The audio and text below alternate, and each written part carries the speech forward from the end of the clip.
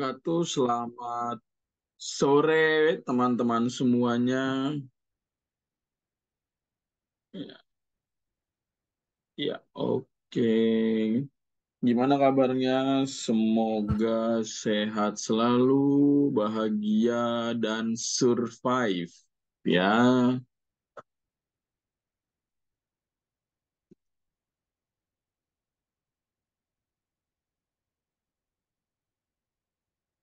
oke. Sekarang sudah menunjukkan pukul 15.00 WIB sesuai dengan jadwal dan timelinenya bahwa pada sore hari ini kita akan melaksanakan ya webinar bersama para ini ya apa namanya pembicara ya bisa dibilang pembicara ya yang sangat inspiratif ya yaitu Tara. Oh iya apa nih? Oh kabar saya baik dan pastinya alhamdulillah bahagia dan juga pasti survive. Oke, ya, pada sore hari ini sesuai dengan pengumuman yang telah diberikan kepada teman-teman semua bahwa kita akan ya ngobrol bareng para kakak-kakak inspiratif kita yaitu ada Kak Zahid Ibrahim dan Kak Ferry Irwandi dan Kak Asti Syafira. Ya, kita tahu ya bahwa Kak Zahid Ibrahim ini adalah seorang yang apa inspiratif sebagai konten kreator pendidikan ya. Dan juga Kak Ferry Irwandi ya kita tahu bahwa beliau punya channel YouTube yang isinya kata orang daging semua. Waduh, emang saya juga suka ya lihat konten-konten beliau ini. Dan juga ada Kak Asti Syafira, ya beliau ada awardee LPDP di Harvard University. Waduh, itu universitas impian semuanya kayaknya.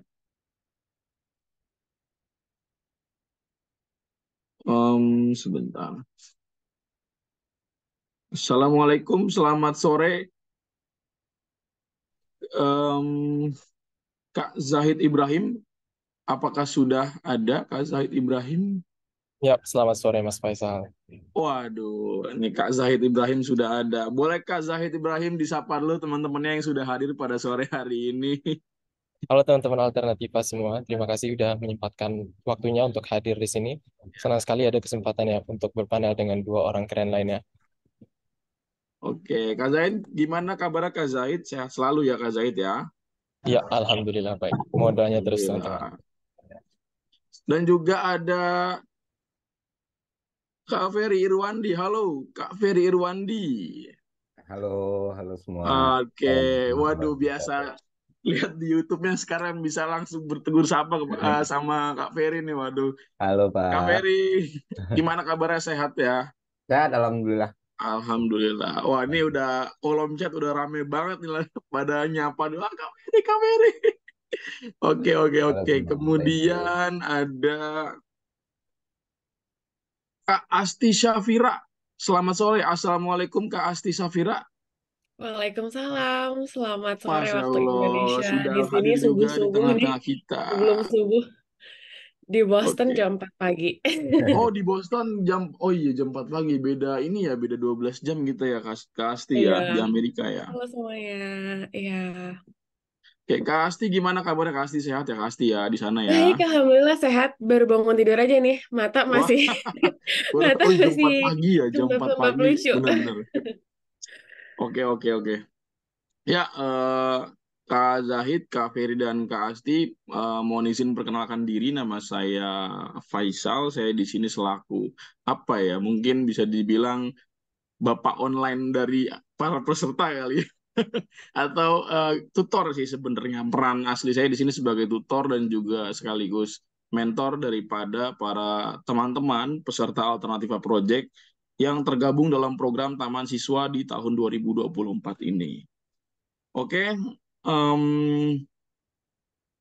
langsung saja kita serahkan kepada host yang akan menemani kakak-kakak dan para peserta untuk saling ngobrol ya terkait dengan pendidikan ya tentunya ya. Langsung saja kita panggilkan Mas Dinan. Ada Mas Dinan, sudah hadir Mas Dinan. Selamat sore, ada udah deh. Halo, selamat Oke, sore. alhamdulillah Mas Dinan sudah hadir. Oke, Mas Dinan ini langsung aja kita mulai ya acaranya. Dan teman-teman mohon diperhatikan untuk mic-nya ya, terutama ya jangan sampai bocor ataupun bisa mengganggu jalannya proses webinar pada sore hari ini. Kalau mau bertanya mungkin bisa raise hand atau gimana nanti mungkin Mas Dian yang akan menjelaskan prosedurnya ya. Dan juga Yap. Jangan lupa untuk on kamera diusahakan ya agar bisa lebih enak gitu ngobrolnya. Kalau mau nanya ya di on kamera dan juga suaranya diperjelas, pertanyaannya juga diperjelas tentunya. Oke Mas Dinan, langsung aja saya serahkan ke Mas Dinan. Terima kasih teman-teman. Selamat menjalani ngobrol bareng pada para kakak-kakak yang keren ini. Terima kasih. Baik, terima kasih kepada Babe Isal yang sudah biasa dipanggil dengan julukan seperti itu atau Bapak Online di Alternativa sendiri. Dan sebelumnya selamat sore dan selamat datang di orientasi peserta Alternativa tahun 2024. Bagi saya berkesempatan untuk berhadapan langsung dengan para pembicara yang istimewa pada sore hari ini adalah kesempatan yang luar biasa. Bisa berada di tengah-tengah kalian, para peserta Alternativa juga kesempatan yang tak ternilai harganya. Dan di kesempatan yang istimewa ini, izinkan aku memperkenalkan diri secara sederhana. Nama saya Dinendra dan akan menjadi host atau pembawa acara pada kegiatan sore hari ini. Mungkin selanjutnya, aku akan memperkenalkan pembicara yang akan kita dengar kisah dan sudut pandangnya yang sudah hadir di tengah-tengah kita semua. Yang pertama ada Mas Zaid Asmi Ibrahim, seorang konten kreator pendidikan yang concern terhadap pengembangan diri pelajar di dalam dan di luar kelas. Sekarang Mas Zaid sendiri menempuh pendidikan di Ritsumeikan Pacific University, dan aku akan mempersilahkan Kak Zaid untuk menyapa teman-teman dan para peserta Alternativa. Silakan Kak Zaid. Ya, terima kasih Mas Dinan. Mohon maaf tadi ada sedikit kendala dengan internet. Tapi ya senang berada di sini. Cuma kalau misalnya boleh satu kali lagi aku minta tolong untuk pertanyaannya agar bisa diulang. Enggak, aku hanya mempersilahkan Kak Zaid untuk menyapa teman-teman yang ada di sini semua. Gitu. Oh ya, halo lagi teman-teman semua. Sekali lagi terima kasih udah menyempatkan waktunya di sini. Senang, aku excited untuk ngobrol dengan Bang Ferry dan Kak Asti. Wah, aku juga sangat excited banget untuk bisa ngobrol dengan 3 pembicara yang sangat keren-keren ini yang udah ada di tengah. Terima kasih Mas Dinan. Selanjutnya, aku mengenal Mas Zaid sendiri dari kontennya yang pada saat itu namanya kalau nggak salah berjudul Alasanku Mundurkan Diri dari ITB. Awalnya, sebelum pemikiranku tidak menganggap bahwa mimpi itu berharga, aku sempat bertanya-tanya nih Mas Zaid, kenapa dia berani melakukan hal seperti itu? Kenapa Mas Zaid berani melakukan hal seperti itu? Berani mengubah haluan. Maksudku di sini, mengundurkan diri dari institusi pendidikan yang berkualitas tidak banyak dilakukan oleh orang lain. Terlintas olehku untuk mempertanyakan ini. Kenapa Mas Zaid berani mengubah haluan itu? Apa dorongan yang Mas Zaid jadikan sebagai acuan untuk berani melakukan itu? Bisa. Terima kasih Mas Din pertanyaannya. Mungkin nanti kita akan gali lebih lanjut juga ya terkait dengan topik pembahasan pertama kita yaitu mimpi dan apakah orang-orang itu semuanya bisa meraih mimpi. Dan sebenarnya jawabanku kalau misalnya mau di-spoil dari sekarang, dibocorin dari sekarang, menurutku enggak. Karena terlalu banyak faktor acak yang bermain. Privilege dan semacamnya itu perlu dipertimbangkan untuk menentukan mimpi. Dan aku juga menyadari beberapa hal di mana aku merasa unggul di sana, minat dan bakatku, apa yang bekerja untukku, di mana aku bisa dikasih support, safety net, dan semacamnya. Dan aku harus kayak ngambil keputusan tuh berdasarkan situasiku sendiri. Dan aku juga dalam ngeset mimpi itu bukan hanya bisa kayak aku mau jadi pemain bola nomor 1 mengalahkan Lionel Messi atau Cristiano Ronaldo, nggak bisa kayak gitu juga. Aku harus realistis dengan situasiku. Dan termasuk dalam kayak memilih untuk menyerah juga aku harus realistis, melihat kesempatan mana yang paling kira-kira tuh walaupun harus ngambil resiko, tapi potensinya itu atau resikonya itu sudah cukup terukur. Baik, terima kasih Mas Zaid. Mungkin kita nanti akan sedikit ngobrol lagi tentang hal itu. Dan mungkin aku akan lanjut ke pembicara yang selanjutnya untuk aku perkenalkan latar belakangnya juga. Yang kedua ada Kak Asti Safira, awardee LPDP at Harvard University, seorang pejuang mimpi dan juga seorang sandwich generation. Satu hal yang menarik untuk kita ulik dari Kak Asti. Dan Kak Asti sendiri juga aktif di sosial medianya sebagai konten kreator pendidikan. Aku mempersilahkan Kak Asti untuk menyapa para peserta Alternativa tahun 2024. Silakan Kak Asti. Halo semuanya, apa kabar? Selamat sore waktu Indonesia. Seneng banget, aku selalu seneng kalau diajak cerita-cerita sama anak SMA ya. Karena bawaannya energinya tuh nyampe. Aku baru bangun banget, kayak baru bangun setengah jam yang lalu kayaknya ya. Tapi aku ngelihat participants-nya 870, terus pada on cam, pada foto-foto. Mungkin di sini fansnya Zahid sama Ferry kali ya. Cuman aku ikut-ikutan nimbrung, tapi I hope ada sesuatu yang bisa aku sampaikan juga karena I was 10 years ago di posisi kalian. Jadi aku nanti bakal share what I wish I knew 10 years ago if I were you. Jadi ya hopefully energi kalian nyampe banget nih, kayak meskipun baru-baru bangun tapi ternyata begitu ngelihat wajah-wajah penuh apa ya, penuh masa depan cerah ya, amin. Itu bikin aku melek banget sih. Nggak sabar buat ngobrol-ngobrol sama yang lain juga. Baik, Kak Asti. Iya, aku sampaikan sekali lagi bahwa antusias teman-teman sudah dimulai dari tadi malam nih. Tadi malam sempat kita melakukan gladi bersih dan teman-teman semuanya juga sudah on cam padahal hanya gladi bersih, dan ini membuktikan bahwa mereka semua sangat excited untuk ada di acara dan kesempatan pada kali ini. So Kalau lovely. misalnya ini mereka hadir karena ada Kak Zaid dan Kak Ferry, tentu tidak, karena kita juga mengundang Kak Asti tentu dengan pertimbangan yang matang, dan Kak Asti banyak idolanya juga di sini, salah satunya aku. Terima kasih. Oke. Aku mengingat betul nih tentang Kak Asti. Kak Asti pernah membuat narasi tentang gak perlu menyalahkan keadaan sebagai sandwich generation.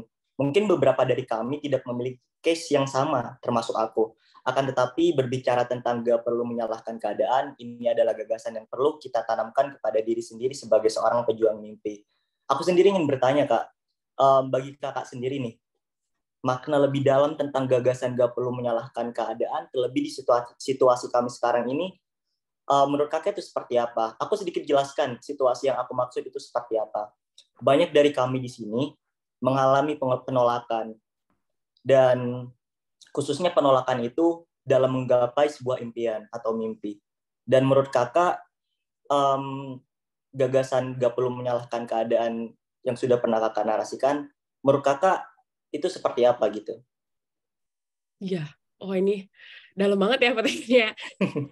Aku juga bakal bahas tentang embracing failures atau gak apa-apa gagal, karena gagal itu di hidup itu pasti wajar, itu pasti akan ada failures, rejections, itu hal yang wajar dalam hidup kita. Cuman gimana cara pandang kita sama kegagalan itu dan penolakan itu yang perlu jadi lecutan. And that's okay ketika mungkin mimpi kita gagal gitu. Mungkin itu bukan yang kita butuhkan, tapi bukan berarti kita stop bermimpi. Nah, kalau keadaan itu kan ada yang kita bisa control, ada yang given. Untuk yang given kan kita nggak bisa taking control of ya. Kadang-kadang kita stressed out sama hal yang given, yang membuat kita jadi lengah sama hal-hal yang bisa kontrol. Nah, jadi fokuslah sama hal-hal yang bisa kita lakukan, karena kita bisa melakukan sesuatu sama hal yang kita bisa kontrol itu sendiri gitu ya. Kalau misalnya keadaan yang given itu udah pasti ada sesuatu di balik hal itu, entah membuat karakter kita jadi lebih kuat, entah apapun itu, tapi pasti keadaan yang udah ada tuh nggak perlu disalahkan. Oke. Terima kasih Kak Asti.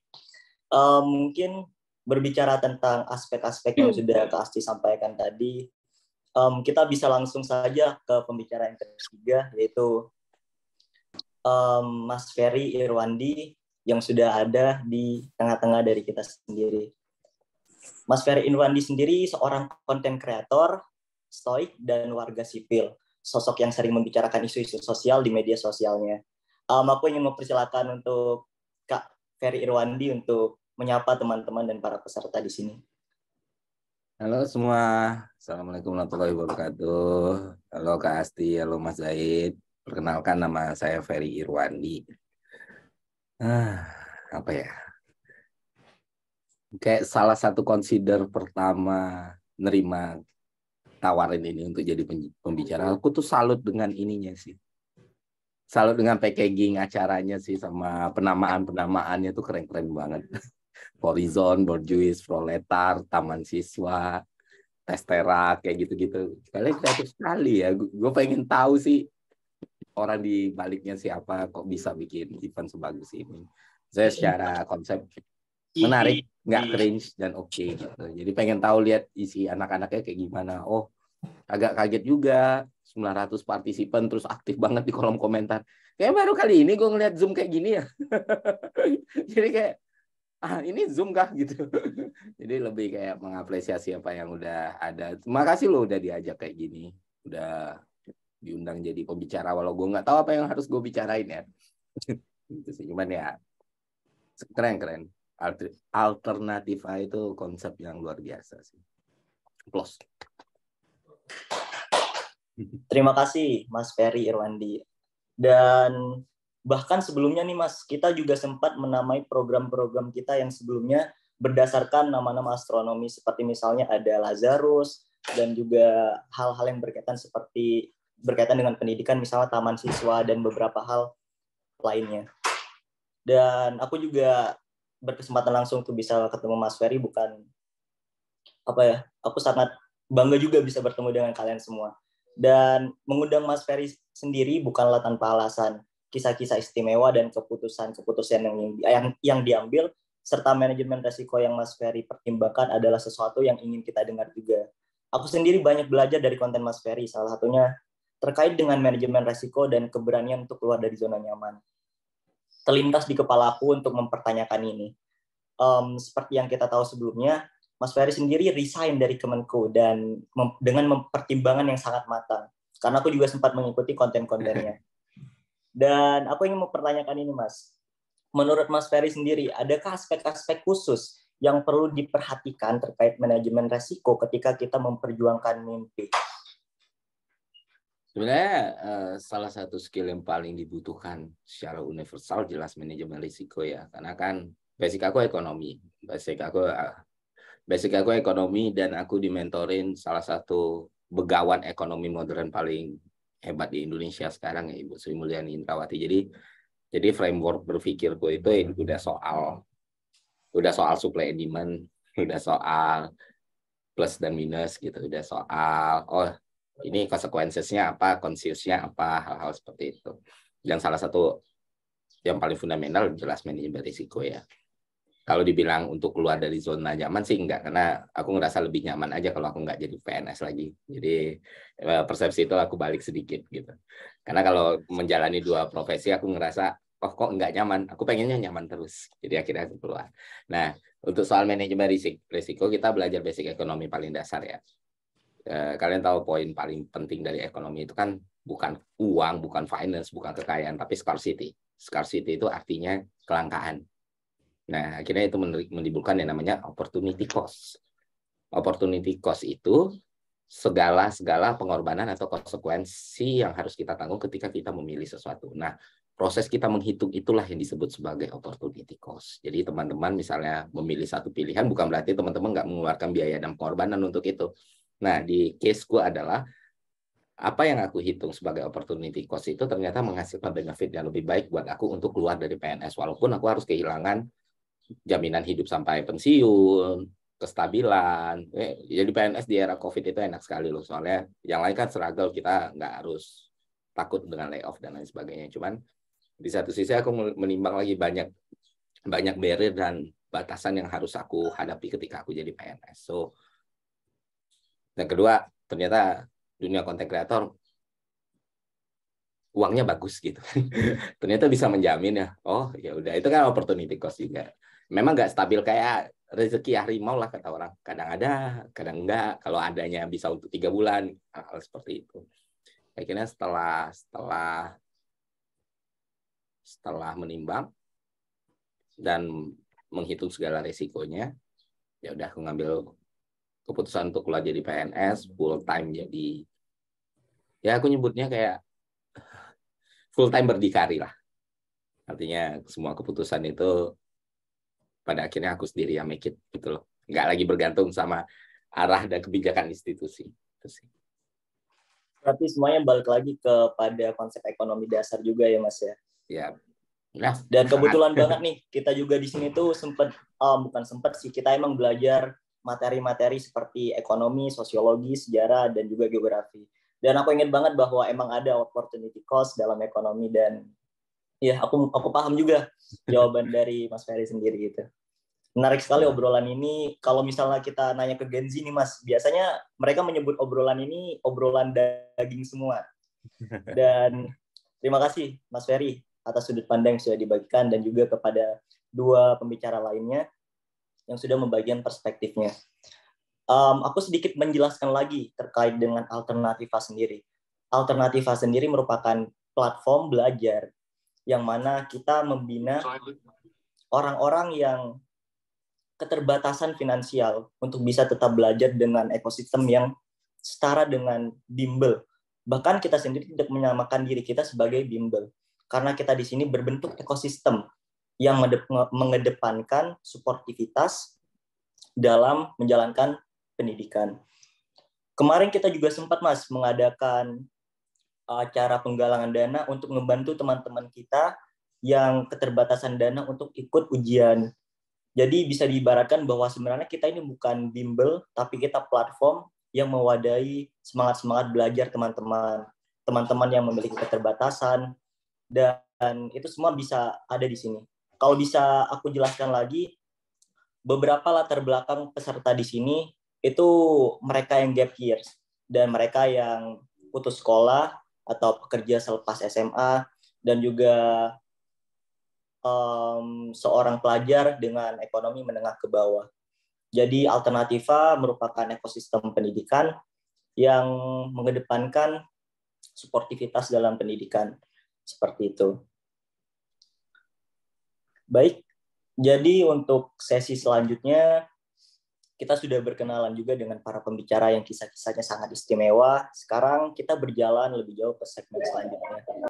Aku bisa menggarisbawahi bahwa statement dari setiap pembicara adalah betapa berharganya sebuah mimpi, dan setiap mimpi perlu dijaga dengan langkah yang tepat. Seperti misalnya tadi mempertimbangkan tentang opportunity cost, dan juga beberapa hal-hal lain yang perlu kita pertimbangkan juga. Ada 3 poin diskusi yang ingin aku tanyakan kepada setiap pembicara. Yang pertama adalah bagaimana merealisasikan mimpi dan harapan bahwa semua orang memiliki kesempatan untuk mewujudkannya. Jadi aku ulangi sekali lagi, ini poin diskusi pertama yang mungkin akan jadi bahan obrolan kita pada sore hari ini. Yang pertama, bagaimana merealisasikan mimpi dan harapan bahwa semua orang memiliki kesempatan mewujudkannya. Mohon maaf sebelumnya, saya ulangi lagi mungkin. Bagaimana merealisasikan mimpi dan harapan bahwa semua orang memiliki kesempatan untuk mewujudkannya. Baik, mungkin aku akan mempersilahkan yang pertama kali Kak Zahid Ibrahim. Silakan Kak Zahid. Thank you Mas Dinan.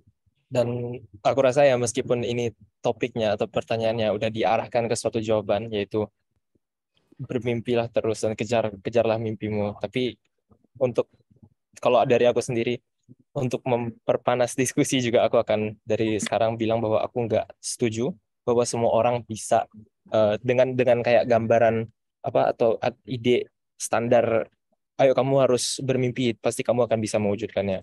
Kenapa? Karena kenyataannya semua apapun yang kita lakukan di dunia ini terlalu banyak faktor acak yang bermain, dan seringkali kalau yang kulihat itu kalau misalnya kita terlalu berfokus dengan kita bermimpi dan kita pasti akan mendapatkannya, itulah yang akhirnya kayak melahirkan banyak orang-orang yang pahit.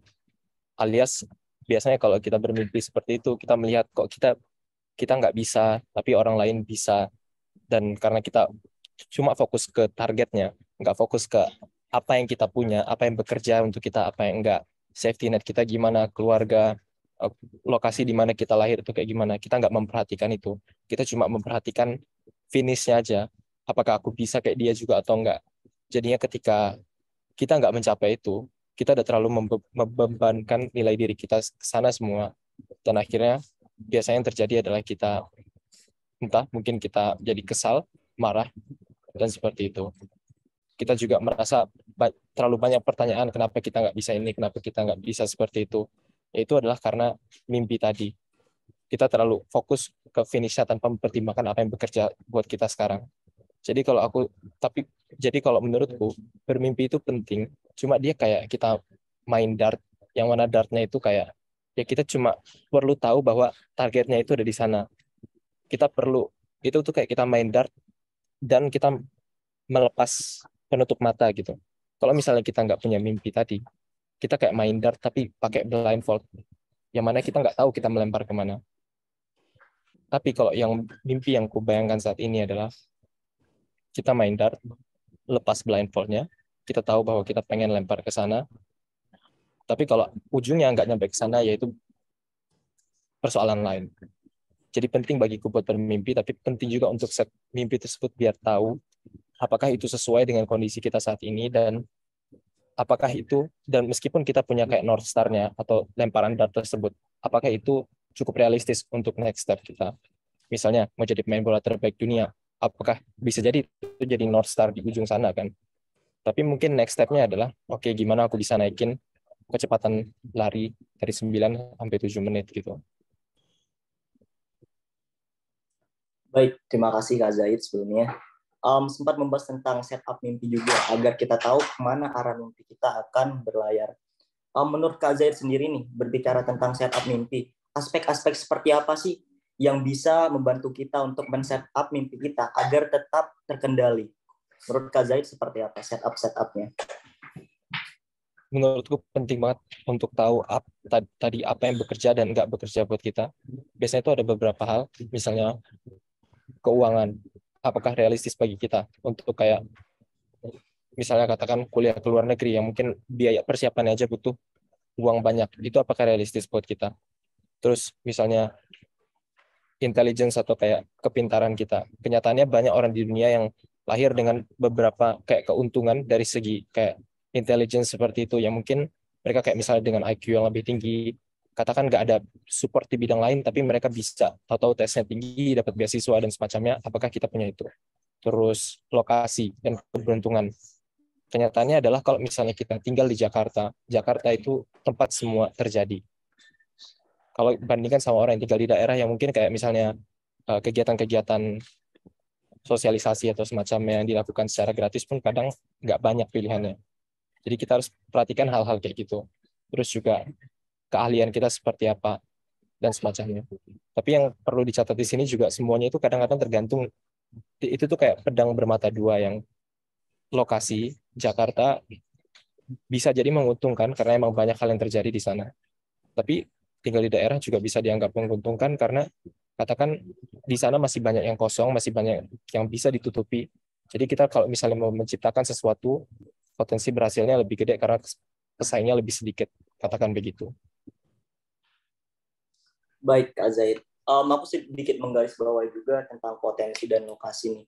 Banyak sekali pertanyaan tentang apakah setiap misalnya tempat belajar atau institusi pendidikan itu memiliki kapabilitas yang sama, atau kasarnya banyak orang mempertanyakan atau bahkan baby boomers itu bilang bahwa setiap tempat belajar atau universitas itu semuanya sama aja.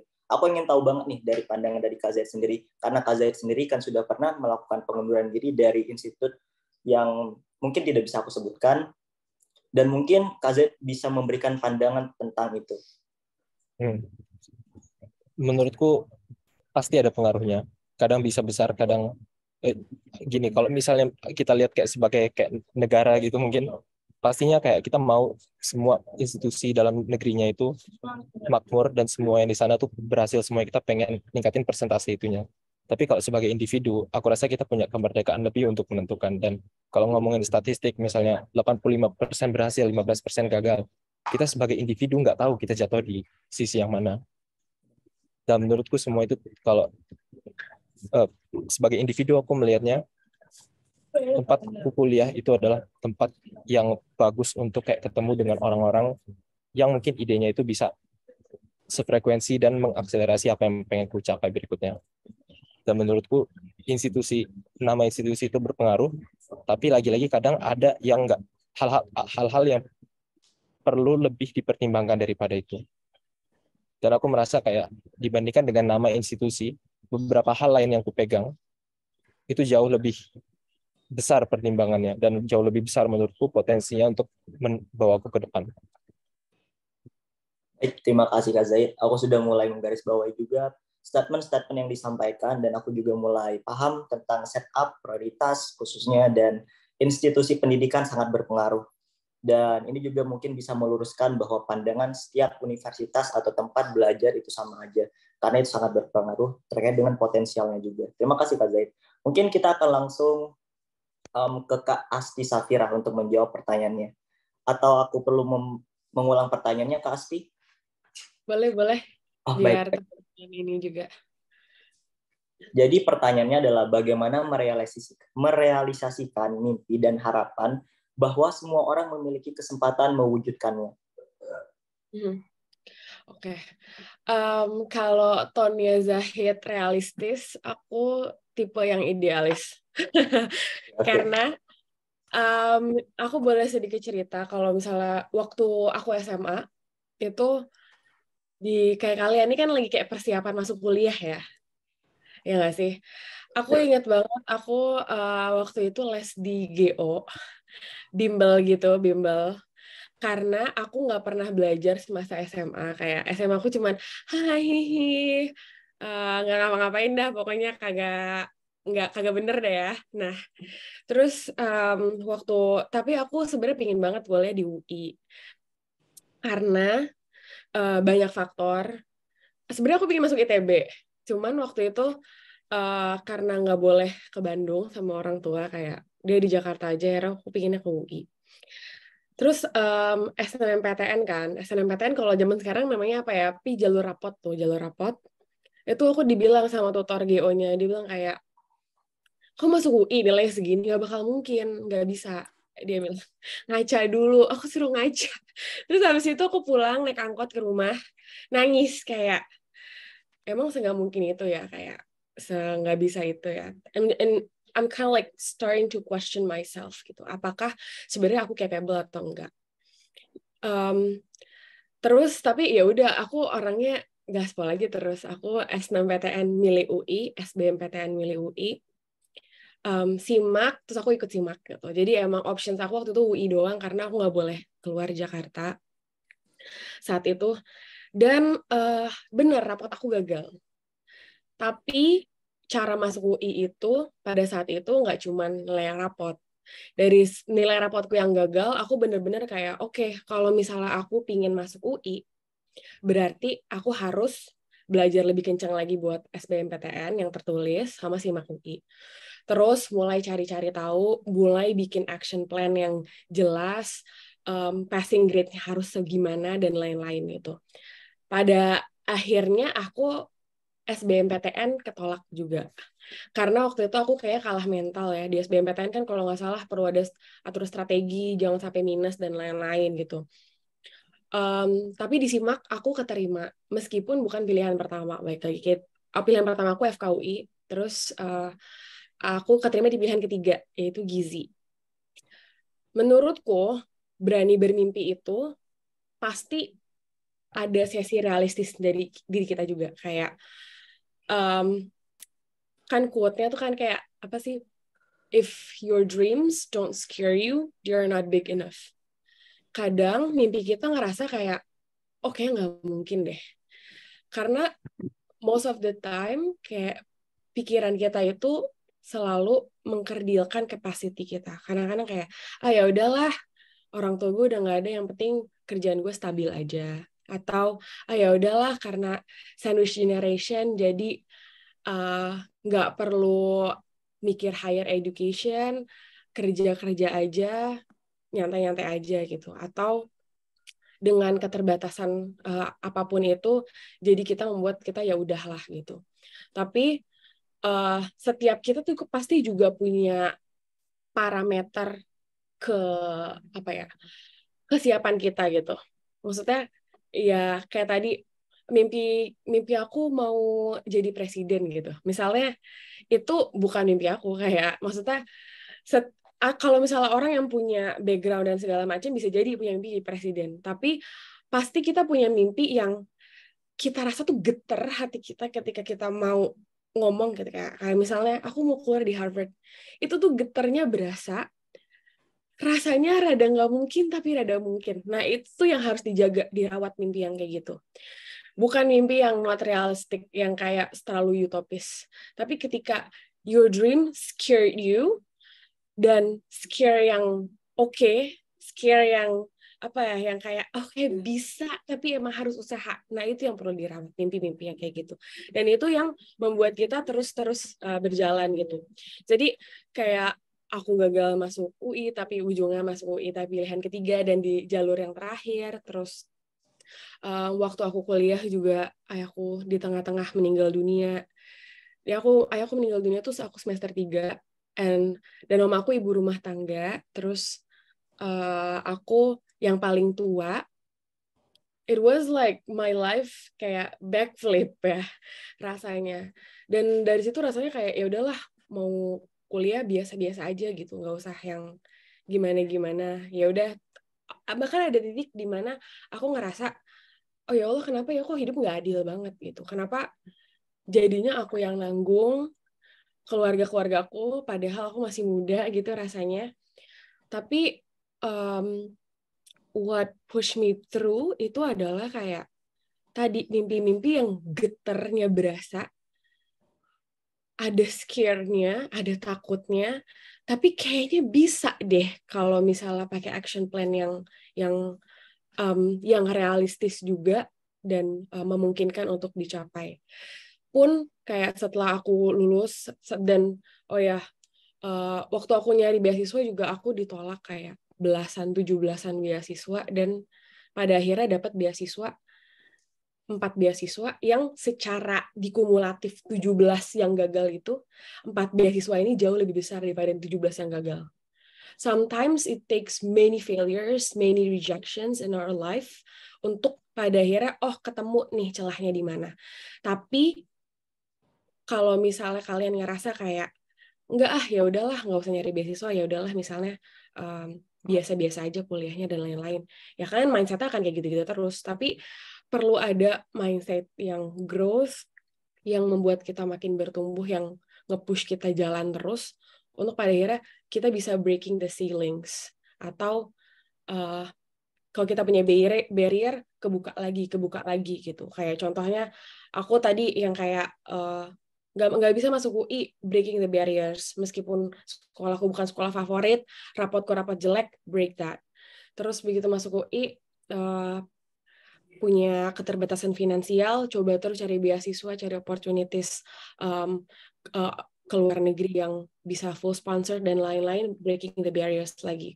Pun aku udah kerja, kayaknya bisa aja nyantai-nyantai, tapi pingin lanjut kuliah S2, breaking the barriers lagi. I think that's mindset yang perlu ada juga, meskipun perlu di buffer sama action plan yang realistis. So untuk teman-teman, soalnya aku paham banget di sini kalau teman-teman yang punya keterbatasan finansial, ya kayak I know the frustration, I know kayak ngerasa dunia ini nggak adil dan rasa ini ya udah pinginnya ya udahlah gitu, atau kayak ngerasa bukan nyanta ya, kayak nyerah dengan keadaan. But the thing is, you are not alone. Kalian nggak sendirian yang punya keadaan kayak gitu, dan kita bisa push through pelan-pelan, dikit-dikit, tapi tumbuh terus. Oke, terima kasih banyak buat Kak Asti atas statement-statementnya. Dan aku sempat kaget ketika Kak Asti bilang ada bimbel yang menurunkan standar pesertanya. Dan bahkan itu juga terjadi di beberapa dari kami, peserta Alternativa sendiri. Dan bagi aku sampai-sampai menganggap bahwa bimbingan online itu sendiri merupakan tempat di mana orang-orang hanya memperhatikan input dari setiap pesertanya tanpa memperhatikan outputnya. Jadi ketika seseorang sudah masuk ke dalam bimbel, yang diperhatikan ya udah mereka hanya membayar dan mereka keluar mau jadi apa, yang penting mereka bisa keluar seperti itu. Dan terkait dengan hal itu, aku juga banyak belajar banget dari Kak Asti tadi tentang mengubah perspektif mindset growth, tentang bisa nggak ya menjadi jadi gimana sih caranya untuk bisa mendapatkan hal itu. Dan itu benar-benar mindset yang emang harus ditanamkan. Terlebih aku juga mengenal Kak Asti tentang statement dia, gagasannya tentang jangan terlalu menyalahkan keadaan, karena setiap keadaan itu pasti ada solusinya ketika kita berani mencari solusi. Terima kasih pasti. Dan untuk pertanyaan ini mungkin terakhir akan aku serahkan lagi kepada Mas Ferry. Silakan Mas Ferry, atau perlu aku ulangi lagi pertanyaannya? Udah. Oke. Halo teman-teman semua, mungkin ada generation gap ya antara Mbak Asti sama Mas Zahid ya. Saya itu lulus SMA 2009, jadi namanya waktu itu masih SPMB. Jujur, the biggest problem yang gue hadapin dulu adalah gue nggak punya mimpi sama sekali. Nggak sama sekali. Gue nggak pernah tertarik untuk masuk bimbel, gue nggak pernah tertarik untuk ngejar universitas yang bagus, gue nggak pernah tertarik untuk ngapa-ngapain. Satu-satunya hal yang nge-trigger gue untuk move itu, gue pengen deh kayak gini, itu jadi ini pro gamer.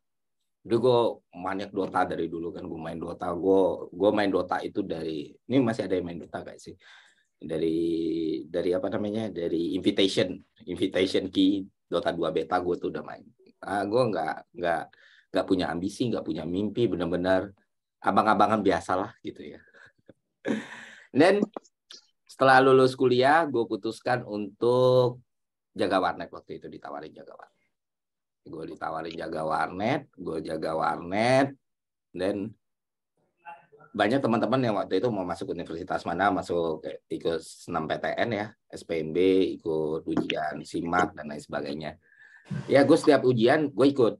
SIMAK UI gue lulus, arsitektur, terus di SPMB-nya juga gue lulus, ekonomi. Akhirnya ada satu hal yang kata orang mitos banget buat lulus, yaitu sekolah tinggi akuntansi negara yang ini pasti kata orang passing rate-nya untuk sukses itu di bawah 2%, bahkan Harvard aja 4%. Oh, seru juga ya kalau lulus di sini kan. Dan benar-benar nggak ada preparation apapun, karena soalnya kan waktu itu cuma 2, satu bahasa Inggris, satu tes potensial akademik ya, logika matematika. Ya udah, aku nggak tahu apa itu STAN dan nggak pernah mau tahu apa itu STAN. Kebetulan salah satu customerku, user internet, disuruh bapaknya untuk ikut tes STAN, ikut bimbel STAN. Dan karena aku di kota kecil namanya Jambi, tes itu baru ada di Padang waktu itu. Dia minta temenin. Karena lu temenin gue Gi, ntar semuanya gue yang bayarin. Ayo udah, yuk tes. Akhirnya aku tes, dan di situ ketemu banyak teman-teman sekolah juga yang lain. Ikut tes matematikanya, ikut tes bahasa Inggrisnya. Terus aku tes, loh ini katanya perguruan tinggi paling sulit ya. Terus pas aku tulis, yang katanya tesnya paling sulit, ini kok nggak ada sulit-sulitnya sih? Kok orang nggak bisa sih mikir kayak gini gitu? Ini bahkan lu nggak perlu nyoret apapun gitu. Orang pakai kertas coretanku tuh kosong, karena kan semua logika matematika ya. Selama angka by angka itu bisa kamu nalarin, bisa kamu logikain, ya gampang gitu. Kelihatannya aja susah. Dan masuk, pas keluar, orang-orang pada, gila tesnya kayak gini banget, gila tesnya kayak gini banget. Hah, yang gimana gitu. Dan ternyata lulus di situ, akhirnya sempat daftar ulang di UI, cuman waktu itu kena buta warna. Jadi buta warna dipindahinnya di zamanku, buta warna akhirnya cari jurusan IPA yang bisa nerima tidak buta warna. Kalau nggak salah waktu itu dilemparnya ke ilmu keperawatan ya. Terus tes STAN keluar, akhirnya aku pindahlah dari UI, pindah ke STAN, ke Bintaro, Depok, Bintaro. Nah, dari STAN itu nggak ada bimbel apa-apa, bimbel offline nggak ada, cuman waktu itu sempat mikir dari titik itu aku mikir, mubazir banget ya gue bilang. Kayak Tuhan itu ngasih segala kemudahan buat aku, tapi akunya less ambisius dan nggak punya apa-apa yang ingin aku tuju gitu. Terus seiring berjalan waktu aku ngelihat realita, aku ngelihat banyak masyarakat. Oh, aku dulu ignorant sekali dengan hal-hal yang berhubungan dengan sosial.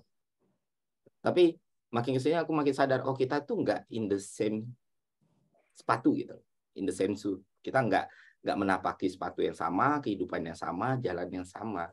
Apa yang Mas Zahid bilang tadi itu benar, karena setiap kemampuan dan kapabilitas manusia itu selalu berbeda satu dan yang lainnya. Yang dibilang sama Kak Asti tadi itu juga benar. Soal bagaimana ya mimpi itu harus dibangun dan di-build up gitu. Karena kita nggak tahu posibilitas selanjutnya kayak gimana. Terus dari sana, dari orang yang nggak punya mimpi sama sekali, aku punya mimpi ketinggian jadinya. Karena aku berpikir, mimpi itu adalah hal nikmat yang bisa kita nikmati secara gratis dan sesuka-sukanya kita gitu. Lu mau mimpi punya koloni di Mars, lu mau mimpi punya rumah di New York misalnya, atau lu mau mimpi nikahin anaknya Bill Gates, nggak ada yang salah. Wong di kepala lu kok. At least mimpi itu yang membuat lu makin lama makin hidup gitu. Dan mempertahankan kehidupan itu sendiri. Akhirnya gue memutuskan untuk punya mimpi satu. Gue pengen abadi. Tubuh dan raga kita itu bisa mati dan membusuk, ide kita enggak. Selama ide kita masih diteruskan generasi selanjutnya, maka kita akan selalu hidup. Gue nggak mau mati di dalam kehidupan gue. Gue mau hidup dalam mati gue. Gitu. Mati dalam kehidupan ya, lu bahkan nggak tahu mau ngapain, ya lu menjalani semua rutinitas selayaknya sistem gitu. Sedangkan gue makhluk hidup dengan emosi dan rasa gitu, dengan pikiran dan akal. Jadi setelah menyadari itu, akhirnya hidup gue better, jauh lebih baik, dan gue memanfaatkan apa yang udah ada dari gue sejak kecil gitu. Ya, lulus STAN di Kemenkeu dari Kementerian Keuangan, karena punya mimpi seperti itu, gue jadi tahu menghitung, mengkalkulasikan apa saja posibilitas yang mungkin terjadi gitu. Waktu keluar Kemenkeu gue ditawarin, lu mau sekolah dimanapun fair, kata bos ini. Lu mau sekolah dimanapun fair. Kita ini Kementerian Keuangan, kita yang pegang LPDP. Kamu tinggal sebut, saya kasih rekomendasinya, udah kamu tinggal belajar. Enggak Bu, saya nggak mau. Saya mau keluar gitu. Kalau di sini saya nggak akan jadi apa. Sulit Bu, terlalu tua saya untuk mewujudkan goal saya gitu. Purpose saya kayak gimana, jadi saya harus keluar. Dan untuk akhirnya setelah keluar, saya nerusin double degree di Queensland University, Australia. Masih ngambil ekonomi juga. Nah, itu nggak akan pernah terjadi kalau misalnya nggak ada moment of truth-nya gitu. Kayak menyadari kalau, oh iya ya, kalau misalnya saya akan sangat merasa bersalah sekali kepada diri saya dan lingkungan saya ketika apa yang saya punya itu tidak bisa bermanfaat buat orang lain. Kalian tahu 2021 seluruh AdSense saya tujukan. Saya give semuanya untuk menanggung berapa anak ya jumlahnya. Sekitar 18 anak. Biaya UKT pertama mereka untuk masuk kuliah. Karena goal saya adalah ideologikal gitu. Idea yang bisa terus lahir. Saya ingin jadi seseorang kayak John Maynard Keynes misalnya. Seseorang kayak Marx misalnya. Seseorang kayak Aristoteles misalnya, yang bahkan setelah ratusan tahun dia idenya dan gagasan dia masih diperbincangkan banyak orang. It's not about the money, power, tapi tentang bagaimana lu bisa hidup selamanya di peradaban manusia. Itu yang gue kejar, dan itu mimpi gue sampai sekarang. Itu sih. Jadi kalau nggak ada salahnya dari memelihara mimpi, kita nggak pernah tahu apa yang terjadi dalam hidup kita selanjutnya, nextnya bagaimana. Selama kita masih hidup, selama itu pula peluang itu akan terus ada. Jangan sampai kalian berpikir bahwa satu tamparan, satu dorongan itu mengakhiri semuanya loh. Enggak. Manusia itu makhluk yang sangat-sangat baik ya, karena kita sangat-sangat pemaaf gitu. Kalau kalian merasa takut gagal, apa sih yang terburuk dari suatu kegagalan gitu? Ya coba lagi. Kalau masih gagal, coba terus. Kalau masih gagal lagi, coba yang lain. Udah. Tapi ya di satu sisi kita harus bisa mengukur diri kita sendiri gitu. Apa yang bisa kita lakukan dan nggak bisa kita lakukan. Kalau kita lahir sebagai ikan, maka fokuslah berenang, jangan belajar memanjat. Kalau kita lahir sebagai burung, maka fokuslah untuk terbang, jangan belajar berenang. Gitu teman-teman. Jadi semangat ya. Dan satu isu yang mau saya tambahin, jangan pernah dengarin orang kalau pendidikan itu nggak penting. pendidikan itu sangat-sangat penting. Kenapa? Bukan soal ilmu yang lu dapat, tapi pendidikanlah yang akhirnya membuat lu sadar kalau lu masih perlu belajar gitu. Karena manusia itu build-nya itu selalu menganggap dirinya hebat, ya kan? Nah, kenapa pendidikan yang bagus jadi lebih relevan lagi? Kenapa Kak Asti harus ke Harvard? Kenapa kita harus mengejar prestis dalam kampus? Karena peluang kita untuk ketemu orang yang jauh lebih pintar dari kita, jauh lebih brilian, itu akan terus terbuka. Jujur, dari SD sampai SMA, everything is so easy for me. Untuk jadi juara umum, ya sorry ya, saya bukan pelajar yang baik dulu di SMA.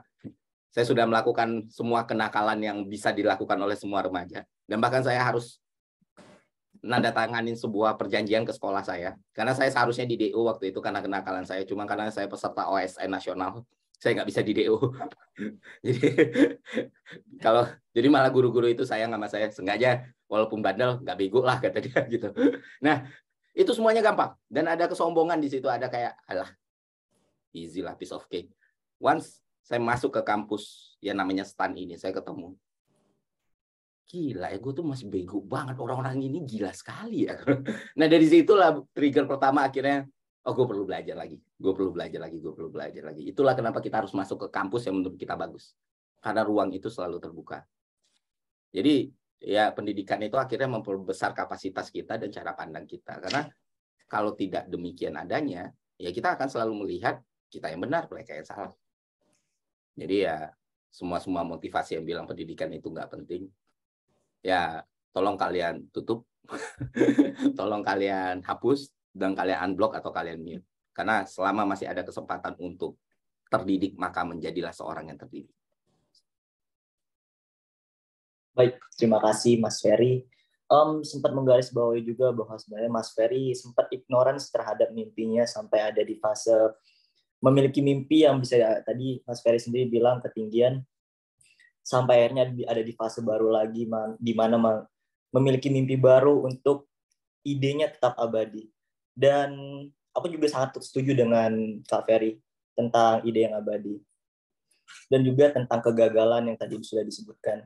Kita tidak perlu takut untuk terus mencoba, karena ya itu adalah bagian dari proses juga. Setidaknya meskipun kita gagal atau kita mengalami penolakan, kita harus tetap berjalan.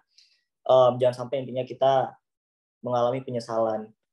Jika diibaratkan juga, banyak orang yang meninggal di usia 20 tapi jasad mereka dikubur di umur 80. Itu menandakan bahwa sebenarnya jiwa mereka mati lebih awal karena penyesalan, dan mereka hidup tanpa adanya rasa yang baik untuk dirinya sendiri. Baik, untuk selanjutnya mungkin pertanyaan terakhir mungkin, lalu dilanjutkan untuk sesi tanya jawab terhadap peserta. Oke, mungkin aku langsung bacakan saja pertanyaan yang kedua yang akan menjadi sesi pembahasan kita pada sore hari ini. Pertanyaan yang ini berkaitan dengan bagaimana membangun ruang yang mendorong terciptanya proses kreatif dalam ekosistem pendidikan. Mungkin aku mempersilakan untuk pertama kali Kak Asti. Silakan Kak Asti. Jika perlu untuk aku ulangi lagi pertanyaannya, bisa aku ulangi. Enggak, aman. Okay. Sorry. Interesting discussion ya. Aku seneng nih. Gimana sih caranya biar bisa di ekosistem pendidikan kita yang kayaknya banyak loopholes-nya ya, banyak kurangnya sistem pendidikan Indonesia, tapi apa sih yang sebenarnya masih bisa dilakukan di sistem pendidikan yang kayak gini dan waktu kalian pas kuliah? Menurutku waktu sekolah tuh kan condition banget ya, kayak bangun pagi jam 7 sekolah, jam 3 pulang, kemudian main, malam pulang ke rumah, ngerjain PR, bangun lagi gitu-gitu terus ya. Dan gagalnya sih apa sih? Gagalnya nggak terlalu banyak resiko dari kegagalan. Tapi gitu kakak kalian kuliah mulai rada responsibility lain, mulai ada opsi lain, mulai ada kesempatan-kesempatan lain yang bisa jadi banyak banget. Dan aku juga ngerasain bahwa ada banget privilege untuk bisa mengakses pendidikan tinggi di perguruan tinggi yang baik gitu. Nggak bisa dipungkirin aku sekarang mungkin bisa jadi karena aku waktu kuliahnya di UI gitu, kepapar sama oh ternyata ada opportunities kayak gini, oh ternyata ada beasiswa kayak gini, oh ternyata ada orang yang keren begini. Dan tadi kayak misalnya sekarang ke Harvard, oh ada lagi manusia yang punya model begini, ada lagi kesempatan yang model kayak gini, ada lagi. Nah itu tuh tadi yang breaking the ceilings tadi, kayak keluar lagi dari zona nyaman lagi, keluar lagi dari apa ya, pikiran yang apa selalu akan ada yang nge-challenge mindset kita atau cara pandang kita terhadap sesuatu. And it's a good thing, berarti itu kita bertumbuh gitu, it's growth. Nah, menurutku di masa kuliah itu nanti kalian akan merasakan kayak oh ternyata ada misalnya klub nulis atau klub public speaking atau klub berkuda misalnya atau klub pemanah atau apapun, itu pasti ada aja. Dan menurutku masa kuliah ini adalah masa yang paling baik untuk mengeksplor kita sebenarnya maunya apa sih, kita tuh sebenarnya potensinya apa sih, kita tuh sebenarnya punya opportunities yang kayak gimana sih. Nah itu menurutku paling prima dilakukan pas kuliah, karena kalian udah punya responsibility tapi nggak berat-berat banget gitu. Beda kalau nanti apalagi kalau kalian udah kerja ya, wah udah deh makin huru hara kehidupan ya. Jadi makin besar pula resiko untuk gagal. Kayak tadi opportunity cost makin besar gitu, karena your choice untuk hidup itu malah jadi akan punya impact ke banyak hal. Jadi di masa kuliah explore lah banyak-banyak hal yang kalian suka. Nah, jadi karena aku waktu itu masuk ke pilihan ketiga, jadi waktu itu aku milih Gizi UI karena by passing grade kayaknya aku udah pasti masuk lah gitu. Jadi aku pilih 3, yang pertama mimpi aku bener, terus kedua sebenarnya aku pingin masuk arsitektur UI loh. Terus yang ketiganya Gizi UI gitu. Jadi yang pertama tuh yang impian banget, yang kedua yang kayak impian tapi kayaknya bisa jadi masuk bisa enggak gitu. Yang ketiga udah pasti masuk, yang kayak gue kalau misalnya nggak kuliah nggak mungkin. Nah, dan pada akhirnya masuknya kayak yang 3 gitu. In which sebenarnya bukan mimpi aku in a sense, tapi balik lagi kadang kita di-reroute sama Allah itu untuk ini loh potensi kita di sini, ini loh purpose hidup kita di sini, dan itu hal yang sangat wajar gitu. Jadi kalau kita di-reroute atau misalnya kita ditolak atau misalnya entah jadi pending dulu apa yang kita mau, that's totally fine. Jadi ketika itu hal yang bukan kita kontrol ya, kayak oh ya udah berarti Allah pasti akan ada sesuatu, meskipun kita baru tahu sesuatu di balik itu apa mungkin 10 tahun lagi gitu. Jadi di sekarang aku baru tahu, aku masuk gizi tuh karena ini purpose hidup aku. Oh karena expertise aku di bidang ini. Aku gizi, sekarang aku pursuing global health atau kesehatan global yang rada switching. Sekarang aku lebih suka health economics, health financing, dan aku ngerasa tantangan di Indonesia juga banyak, dan Allah menitipkan potensi dan akses untuk pendidikan tinggi yang baik itu untuk mungkin pada akhirnya untuk aku bisa contribute lebih banyak, punya values yang lebih banyak lagi untuk kebermanfaatan banyak orang. Jadi ketika di-reroute sama berbagai hal, nggak apa-apa, cari lagi potensi lagi apa.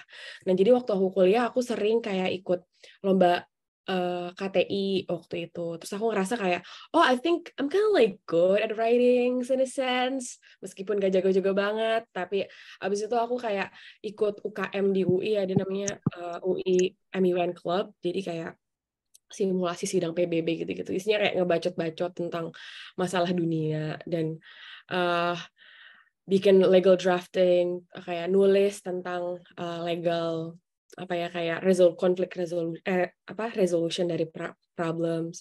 Terus tapi itu mengasah critical thinking. Terus aku juga ngeband.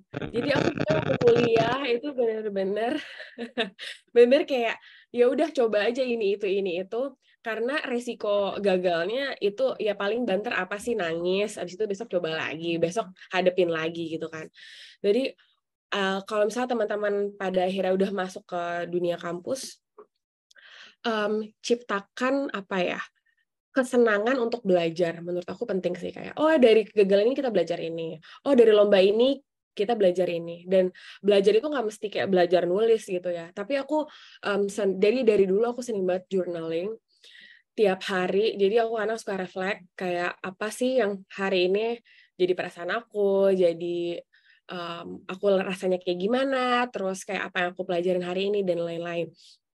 Dan itu pas di flashback kalau misalnya tiap tahun aku buka jurnal aku, oh ternyata aku belajar banyak loh gitu. Nah, terus yang kedua adalah surround yourself with good environment. Cari teman-teman yang sama-sama suka bertumbuh, sama-sama punya positive vibes. Karena kita ini kalau misalnya kena influence yang apa ya, yang buruk, quote unquote, itu bisa jadi kayak gitu. Kalau misalnya kita kena influence yang baik, kita pun bisa jadi kayak gitu. Jadi be mindful sama siapa aja di sekeliling kalian. Dan apa ya itu juga sih, kayak be mindful juga sama learning curve kalian itu kayak gimana. I think itu dulu kali ya, pasti Zahid dan Mas Ferry juga bakal bisa ngasih hal yang oh ya one thing aku pingin ini omongin juga. Tadi maksud aku kayak misalnya mimpi ke Harvard atau misalnya mimpi masuk UI atau mimpi apapun itu, misal pekerjaan apapun, jangan lupa pasti ada benang merah values apa atau contribution apa yang kalian pingin lakukan gitu. Bukan semata-mata pengen jadi mahasiswa Harvard aja biar petantang-petenteng anak Harvard, kayak it's beyond that, it's more than that. I think kalau misalnya kalian udah tahu your purpose truly itu kayak apa sebenarnya yang kalian cintai sehingga kalian kerjakan itu kalian passionate ngerjainnya tapi banyak juga manfaatnya, itu akan jauh lebih rewarding dan lebih mulus jalannya. So don't forget to also explore your potential and hold to your values, dan terus cari apa sih purpose hidup kita, meskipun kayak itu utopis banget ya, cuma maksudnya kayak apa sih sebenarnya pengen gue bisa, yang gue bisa dan gue mampu dan punya potensi untuk ngejalaninnya.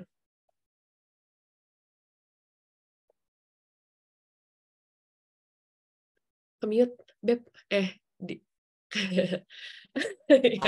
Maaf. Sedikit lupa tentang itu juga. Sorry. Makasih banyak untuk Asti sudah menyampaikan gagasan-gagasannya juga tentang cari teman-teman yang mungkin akan mendukung kita selama proses belajar. Juga gunakan kesempatan untuk selalu belajar. Keep holding to your motivation dan beberapa hal lainnya. Dan itu benar-benar sangat insightful banget. Dan aku sangat bangga bisa mendengarkan itu semua. Aku ingin banyak lagi bertanya kepada para pembicara, tapi sekali lagi kita masih ada keterbatasan waktu. Dan mungkin untuk sekali ini aku mungkin akan langsung mengadakan atau lanjut ke sesi tanya jawab bersama peserta. Mungkin peserta yang ingin menanyakan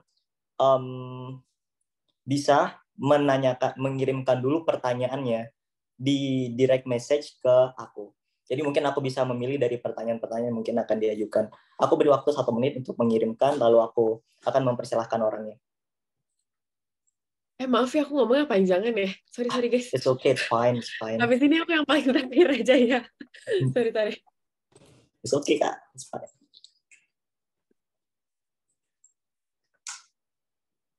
Seru banget yang raise hand banyak. Banyak. Energinya bagus.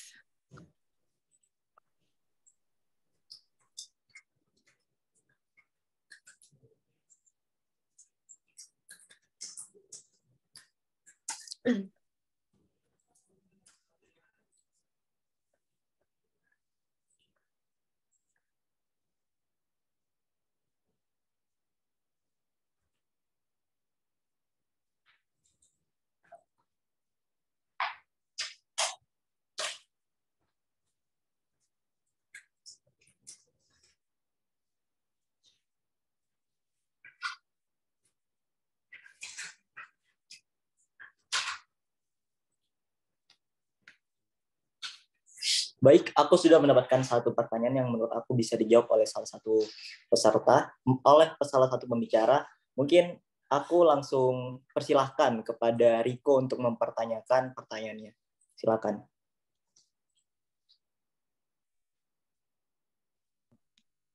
Halo, perkenalkan nama saya Riko Andriansa dari program Proletar.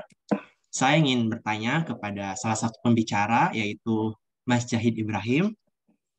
Sebagai seorang yang pernah gap year, pasti awalnya ada dong kayak merasa khawatir tentang omongan orang lain, belum lagi khawatir tentang mindset sendiri gitu kan. Kayak bisa gak ya kalau ngejar lagi, dan gimana kalau gagal lagi gitu. Terus untuk mengatasi hal itu, setiap orang tentu caranya akan berbeda-beda. Nah, kalau menurut Bang Jahid, gimana ya cara supaya mindset kita tuh nggak berpikir seperti itu? Karena jujur, aku pribadi susah banget untuk ngilangin mindset itu tersendiri gitu kan. Mungkin segitu aja pertanyaan dari aku. Thank you Mas Jahid. Baik, terima kasih yang sudah bertanya. Mungkin aku persilahkan langsung kepada Kak Zahid Ibrahim. Silakan. Thank you Riko dan Mas Dinar. Ya, ini benar sekali dan menurutku ini nggak bakal bisa hilang. Cuma ada yang ngebedain diriku yang dulu sama diriku yang sekarang. Dulu aku merasa aku agak terpengaruh, makanya aku udah bikin video YouTube. Pas aku gap year, orang-orang bilang ini terlalu idealis. Itu motivator yang cuma ngomong doang. Yang gitu-gitu aku kayak menginternalisasi itu. Dan aku terpengaruh dan akhirnya channel YouTubeku nggak ada video berbulan-bulan karena aku ada percaya ke sana. Bedanya sekarang, kemarin aku viral lagi di Twitter, positif dan negatif. Satu bilang I want his life, aku mau kehidupannya. Satu bilang aku benci YouTuber produktivitas. Dua-duanya kayak puluhan ribu likes. Cuma kenapa sekarang ada komentar yang menurutku sekarang dari segi skala itu jauh lebih banyak yang negatifnya, bilang dia tuh terlalu ini, terlalu ini, terlalu itu. Kenapa semua itu sekarang nggak semempengaruhi aku dibandingkan dulu? Jawabannya adalah karena aku udah nggak percaya sama apa yang mereka bilang. Jadi kalau dulu aku emang kuliah teknik ada susahnya. Emang itu jadi salah satu pertimbangan dan emang aku ada merasa aku mungkin nggak kesanggupanku di situ. Sehingga pas orang bilang sesuatu karena aku ada sedikit aja percaya, itu ke internalisasi dan akhirnya di situ aku terpengaruh. Karena ada percayanya itu. Cuma kalau misalnya sekarang nih orang bilang aku benci YouTuber produktivitas, bikin konten gak berguna, bikin orang merasa insecure dan semacamnya. Aku nggak terpengaruh karena aku nggak percaya itu. Kalau aku mikirnya itu adalah masalah pribadinya sendiri, bukan masalah soal konten yang harusnya secara objektif ya netral-netral aja sebenarnya tergantung orangnya. Jadi kalau menurutku kayak di tengah-tengah ini ya kita harus tadi yang kepercayaan dirinya tadi kita harus mungkin yang dalam goal settingnya juga harus benar kayak misalnya mungkin awalnya kita pengen lolos ke A tapi yang kayak Kak Asti bilang kadang mungkin akhirnya bukan A tapi ternyata ada tempat yang lebih baik yang ternyata nggak kita sangka posisinya pas kita ada di jalan itu yang kita dapat opportunitiesnya jauh lebih bagus dan lebih cocok sama kita itu bisa juga terjadi karena versi ideal SMA aku pas aku anak SMA itu bermimpi ya bakal jadi mahasiswa teknik terus kemudian kerja di urusan engineering dan semacamnya yang itu adalah mimpi yang luar biasa dan membantu banyak orang juga. Tapi ternyata aku dilempar ke jalur yang jauh berbeda yang nggak pernah kebayang sama diriku sama sekali. Dan kalau aku fokusnya adalah mimpi yang pertama tadi, aku nggak bakal di tempat sekarang yang menurutku aku jauh lebih bahagia, jauh lebih cocok. Dan opportunitiesku secara kayak opportunities dalam bentuk networking, ketemu siapa-siapa aja, finansial juga dan semacamnya. Ternyata jauh lebih cocok di sini. Ini adalah tempat yang nggak pernah kubayangkan sebelumnya dan aku rasa kita harus tadi siap untuk gagal. Dan juga yang kedua, kalau orang bilang sesuatu sama kita dan kita merasa tersakiti, itu berarti kita ada percayanya. Gimana caranya kita bisa buktiin ke diri kita sendiri dulu bahwa itu nggak valid. Caranya adalah dengan kayak melakukan cukup banyak hal-hal yang sulit. Hal-hal yang sulit ini bisa kita tentukan, bisa apa aja mungkin kalau kita takut flying fox, buktikan kita berani. Terus kalau misalnya kita mungkin takut orang bilang hal negatif tentang kita, coba hadapin langsung. Dan pas sudah terasa ternyata ya nggak seberpengaruh itu. Baik, terima kasih Kak Zaid atas pendapatnya. Mungkin apakah ada tanggapan dari Riko? Tidak ada. Terima kasih atas jawabannya, Mas Jahid. Terima kasih, Riko. Oke. Mungkin berkaitan dengan pendapat orang lain, mungkin sebagai konten kreator yang pernah menyuarakan tentang stoikisme, Mas Ferry Irwandi juga merupakan salah satu orang yang tepat kemarin saat aku ingin belajar tentang stoik, khususnya dengan apa yang mungkin dialami, seperti misalnya bagaimana kita seharusnya mengendalikan kepuasan dan kebahagiaan dalam dimensi internal dan eksternal agar tidak saling bertabrakan. Dan ini sangat berkaitan dengan pandangan orang lain, yang mana merupakan bagian dari dimensi eksternal yang harus kita batasi. Dan mungkin tanggapan dari Mas Zaid juga sudah menggambarkan tentang hal itu. Mungkin kita akan lanjut terhadap pertanyaan yang kedua. Mungkin sekali lagi bisa dikirimkan pertanyaannya, lalu bisa aku bacakan dan aku serahkan kepada pembicaranya. Silakan bisa kirim ke direct message.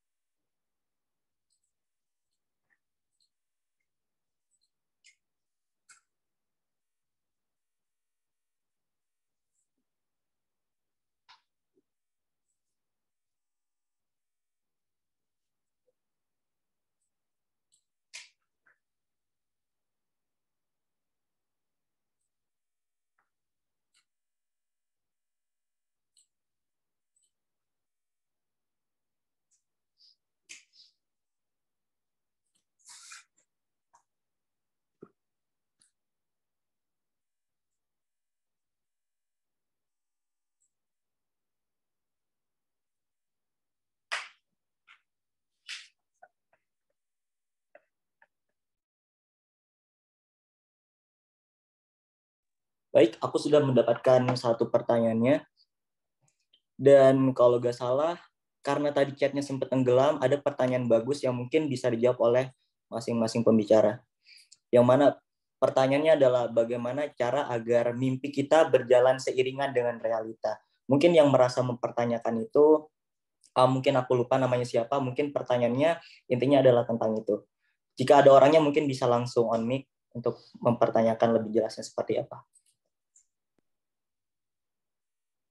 Permisi, apakah saya terdengar? Ya, sudah. Perkenalkan, nama saya Jainuddin. Saya dari Horizon. Saya punya pertanyaan, bagaimana caranya menyeimbangkan realita dan mimpi kita sendiri? Karena kadang itu kita mungkin, kadang kan orang berbeda-beda kan ya. Ada orang yang realistis, ada orang yang kayak punya mimpi setinggi mungkin, tapi kan keadaan orang itu dari latar belakang yang berbeda-beda. Nah, sebenarnya ini adalah pertanyaan saya dari lama dan masih saya ketikin sampai sekarang, dan saya punya wadah alternatif ini dan pembicara-pembicara yang keren. Saya ingin menanyakan bagaimana cara agar mimpi dan realita itu bisa sejalan. Terima kasih. Oke. Terima kasih atas pertanyaannya. Mungkin aku langsung serahkan pertanyaan ini untuk Mas Ferry untuk bisa menjawab pertanyaan ini. Silakan, Mas Ferry. Mimpi dan realita ya. Pertama, kenapa harus jalan gitu?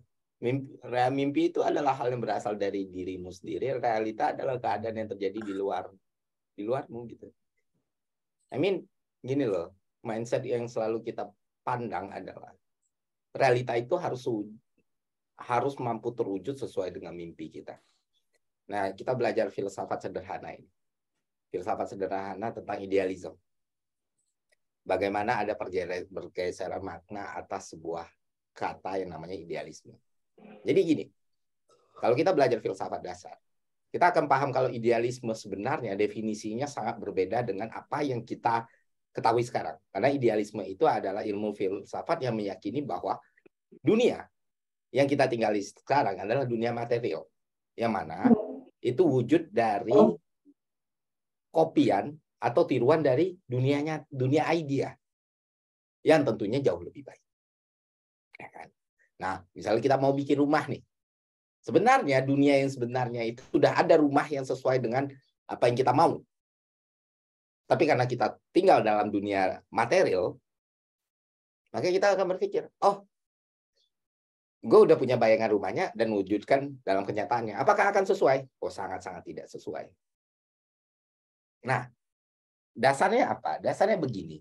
Jangan pernah hambat diri kita dengan yang namanya mimpi, dengan namanya realita. Seakan-akan kedua hal ini bisa berbenturan. Seperti yang gue bilang tadi. Gue punya mimpi. Tadi kan gue bilang, gue punya mimpi, gue mau hidup abadi gitu. Gue mau ide gue mau terus dipikirkan orang, kalimat gue terus diingat orang, gue hidup dalam memori orang, dan lain sebagainya. Apakah itu sesuai dengan realita? Oh, sungguh sulit. Berapa total populasi masyarakat ini dunia sekarang itu 8 miliar. Berapa orang yang bisa berhasil mewujudkan mimpi seperti itu? Dan kalaupun tidak terwujud, ya sudah. Tapi itu akan selalu jadi kompas gue dalam melakukan sesuatu. Karena intisari dari mimpi itu bukan mewujudkannya, tapi menikmatinya. Menikmati proses menuju mimpi itu. Jadi ketika kita menghadapi realita, maka jangan kita pakai perspektif mimpi. Tapi ketika kita sedang bermimpi, gak usah kita ganggu sama realita. Nggak terlalu berat kan ya?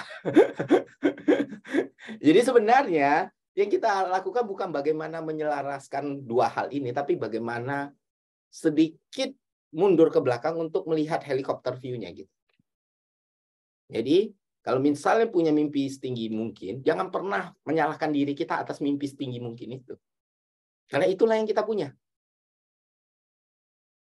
Karena itulah yang kita rasain, itulah yang membuat kita semakin hidup.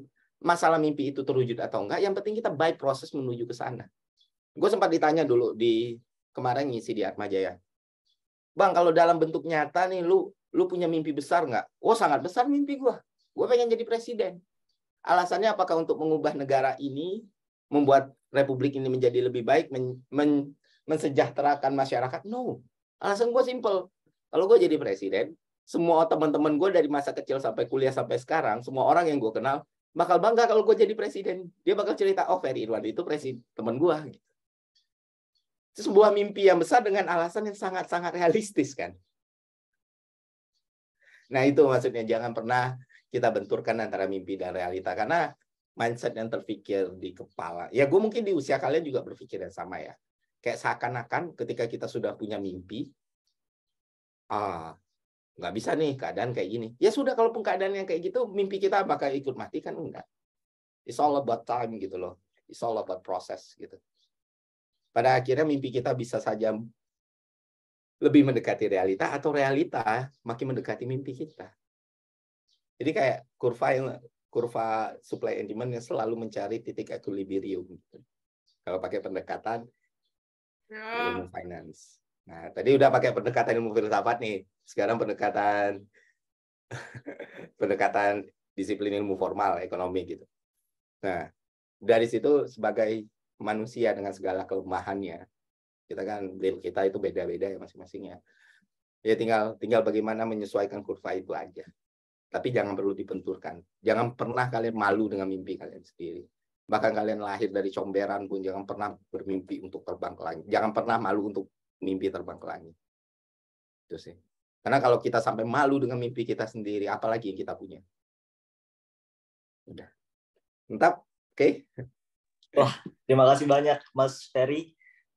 Emang ngobrolnya daging banget nih kalau udah Mas Ferry nih. Dan juga pembicara yang lain juga. Yang aku bisa garis bawahi adalah esensi dari mimpi sebenarnya adalah bukan mewujudkannya, tetapi bagaimana kita bisa menikmati proses ketika mencapainya. Dan juga jangan pernah membenturkan mimpi dengan realita. Wah, sangat relate juga dengan apa yang seharusnya kita lakukan. Terima kasih banyak untuk Mas Ferry atas statement-statementnya. Mungkin ini juga akan aku beri pertanyaan yang terakhir, mungkin satu pertanyaan lagi. Mungkin dari teman-teman sekali lagi bisa langsung menanyakan pertanyaannya sebelumnya untuk mengirim pertanyaannya lewat direct message terlebih dahulu agar aku bisa memilih pertanyaan tersebut. Terima kasih. Silakan. Aku berikan waktu 1 menit.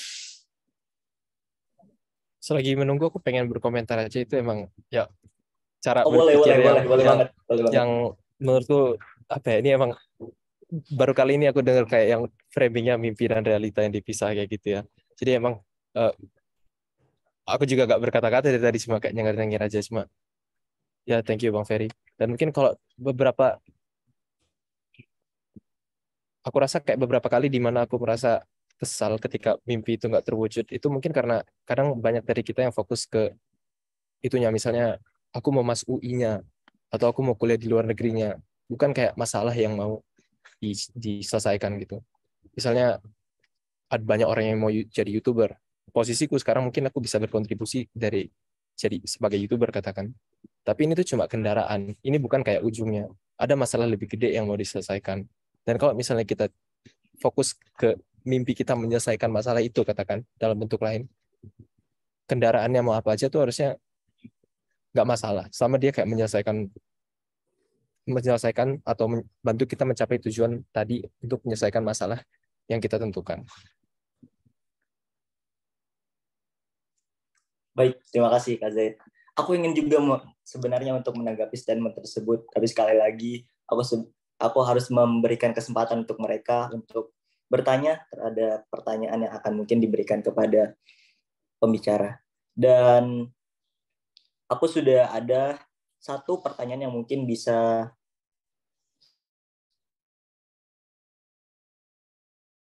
lontarkan, yaitu dari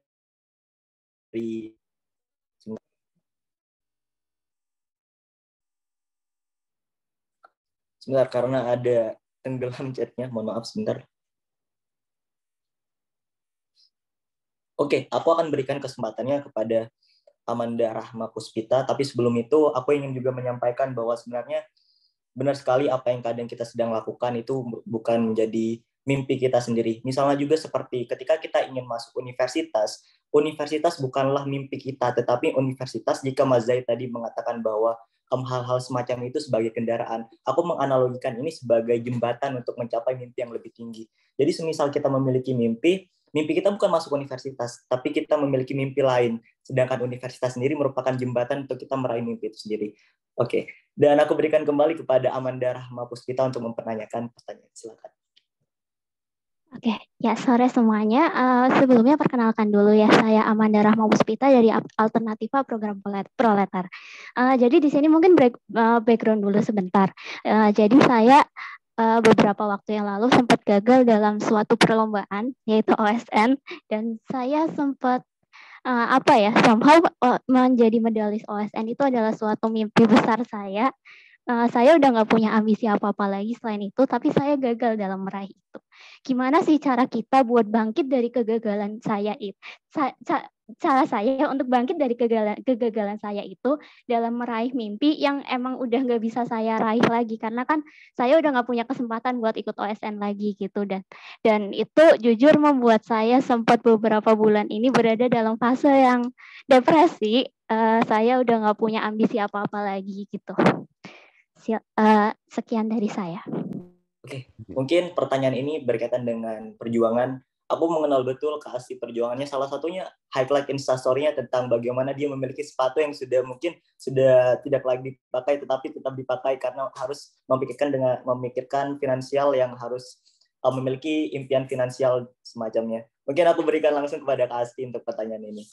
Dan juga sebagai pertanyaan penutup, lalu kita akhiri dengan sesi foto bersama. Silakan Kak Asti. Ini kayaknya Mas Ferry nih yang udah bergebu-gebu mau jawab nih. Dia udah Amanda ini mengalami, ya saya kebetulan juga peserta OSN dulu. Peserta OSN, ya dia dapat medali juga. Cuman ada dapat medali. Cuman ada dua hal yang mirip. Pertama, mimpi yang nggak akan mungkin bisa kita wujudin. Sebenarnya tadinya mau cerita ini ya. Cuman ya udahlah. Ada satu background, ada satu hal yang mendasari kenapa saya tidak punya mimpi lagi. Kenapa saya tidak berpikir untuk masuk kuliah kemana atau menjalani hidup, udah jadi OP warnet aja dan segala macam. Gini, saya lahir dari keluarga yang sangat-sangat sederhana, sangat-sangat sederhana. Kalau nggak bisa dibilang miskin, dengan tanggungan yang luar biasa gitu. Keluarga besar, yang mana dari 7 keturunan nggak ada yang bisa jadi dokter. Jadi saya ngomong terbuka, nggak ada yang bisa jadi dokter. Dan akhirnya ada asa kalau di keluarga besar itu ada orang yang punya kemampuan untuk jadi dokter. Karena saya sayang sama orang tua saya. Dari SMP saya dibilang, kamu harus jadi dokter. Oh, harus ya? Kalau aku jadi dokter, mama senang nggak? Ya senang lah mama. Akhirnya ada mama jadi dokter. Nah dari situ hidup saya hanya pengen jadi dokter. Gitu. Tasya lulus. Tapi kenapa saya nggak bisa jadi dokter? Karena tadi sempat saya singgung, saya buta warna. Bahkan saya gagal dari sesuatu yang nggak bisa saya atur. Bukan eksternal internal lagi, tapi genetik. Tahu nggak sebelnya? Kamu udah dedikasikan waktu kamu untuk belajar, kamu sudah dedikasikan semuanya, kamu pun sudah berhasil lulus tes ya. Tapi kamu buta warna. 3 minggu saya nggak keluar kamar, nangis jadi-jadinya, kayak it's not fair at all. Dan saya baru tahu waktu itu gitu loh. Nggak ada yang bisa dilakuin. Padahal bertahun-tahun, mau sebadung-badungnya, mau senakal-nakalnya, mau sebejat-bejatnya, selalu gue nggak boleh gagal di akademis. Karena mak gue nitip satu tujuan untuk gue gitu. Yang mana gue dengan konsensual menerima itu gitu. Bertahun-tahun. Dan itu gagal bukan karena ketidakmampuan, bukan karena kondisi, karena faktor genetik yang nggak bisa diubah.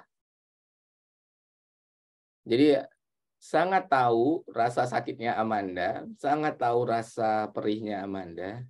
Tapi good news-nya adalah manusia itu selalu berhasil recovery dari rasa sakitnya. What doesn't kill you make you stronger. At least kamu pernah menerima rasa sakit yang luar biasa. Jadi rasa sakit yang nggak sesakit ini ke depannya bisa kamu hadapi dengan baik. Selama kamu masih muda, selama kamu masih hidup, kesempatan akan selalu ada. Saya nggak pernah berpikir kalau hidup saya sekarang akan bergantung sama disiplin ilmu formal ekonomi, sesuatu yang sama sekali tidak menarik buat saya sampai SMA. Ternyata jadi jalan hidup saya. Saya bekerja di bidang ekonomi, saya konten ekonomi, diundang juga, saya ngajar di kuliah juga ngajarnya ekonomi. Dan ternyata saya menikmati gitu, karena manusia itu have any possibility gitu. Dalam satu hari keberapa. Waktu saya tahun 2020, saya cuman bapak-bapak biasa PNS, buncit, jelek, punya anak satu. Nggak akan pernah berpikir saya bakal, gue bakal punya 700.000 subscriber. Itu cuma terjadi 2 tahun. It's only 2 years. It happened gitu. Jadi ya, kalau fakta yang kamu masih bisa ikut program ini, kamu masih bisa ikut Zoom ini. Rasa sakit kegagalan yang nggak bisa dapat medali, yang nggak akan pernah kamu bisa ulang lagi, itu nggak cukup untuk membunuh seorang Amanda Rahma Puspita. Gitu. Oke, mungkin tambahan Kak Asti, Zahid. Silakan Asti atau Zahid. Kadang kita tuh suka tadi matokin kayak, aduh, pingin jadi juara kelas. Kalau enggak, hidupku hancur lebur gitu. Atau pingin tadi juara OSN. Kalau enggak, ya udah. Sebenarnya momen gagal, aku udah entah ribuan kali gagal di berbagai macam hal dalam hidupku. Tapi setelah kegagalan-kegagalan itu dan aku reflektif terhadap kegagalan itu, justru itu jadi moment of lebih kenal sama diri sendiri.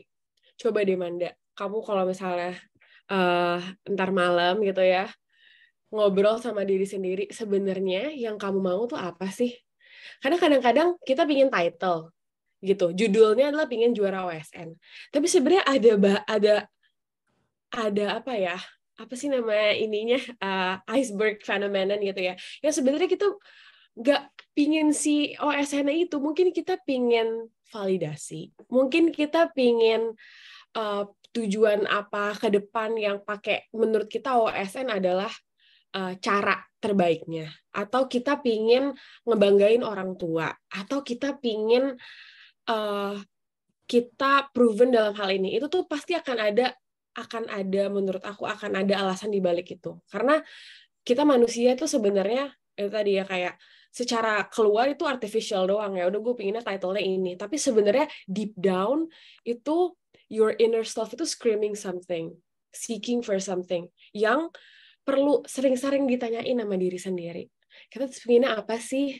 Manda, apa sih? Mungkin kita waktu kecil misalnya kurang divalidasi sama orang tua, jadi kita pingin validasi juara, bisa jadi.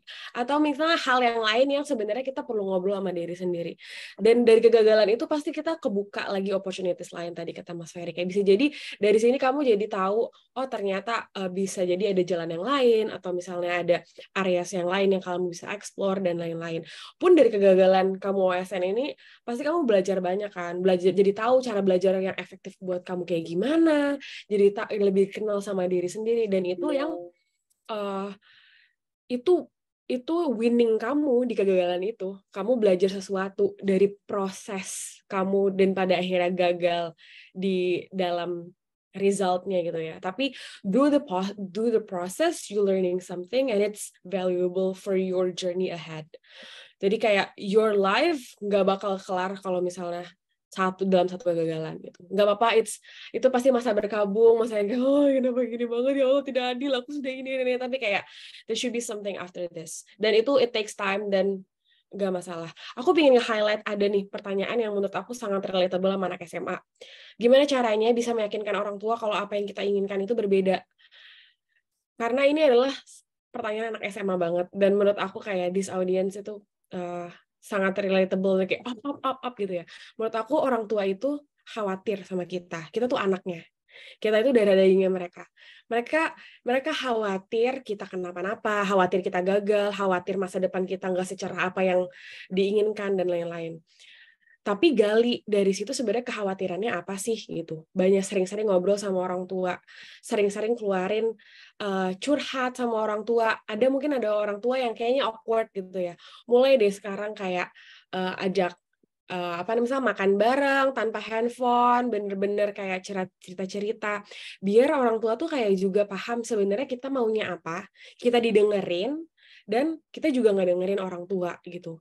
Kadang-kadang kan yang suka dibenturin adalah kadang-kadang kita nggak bisa menyampaikan apa yang kita mau karena situasinya nggak oke dan hubungan kita sama orang tua nggak oke.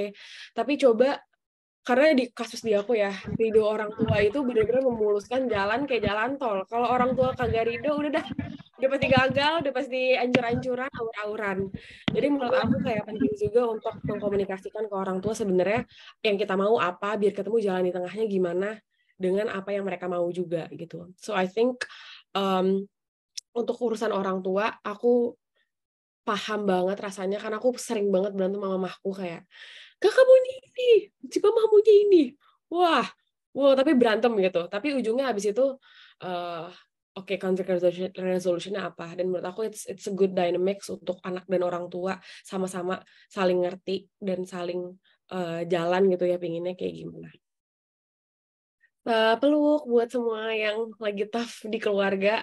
I know it's hard, dan proses konflik sama keluarga itu pasti kayak berat.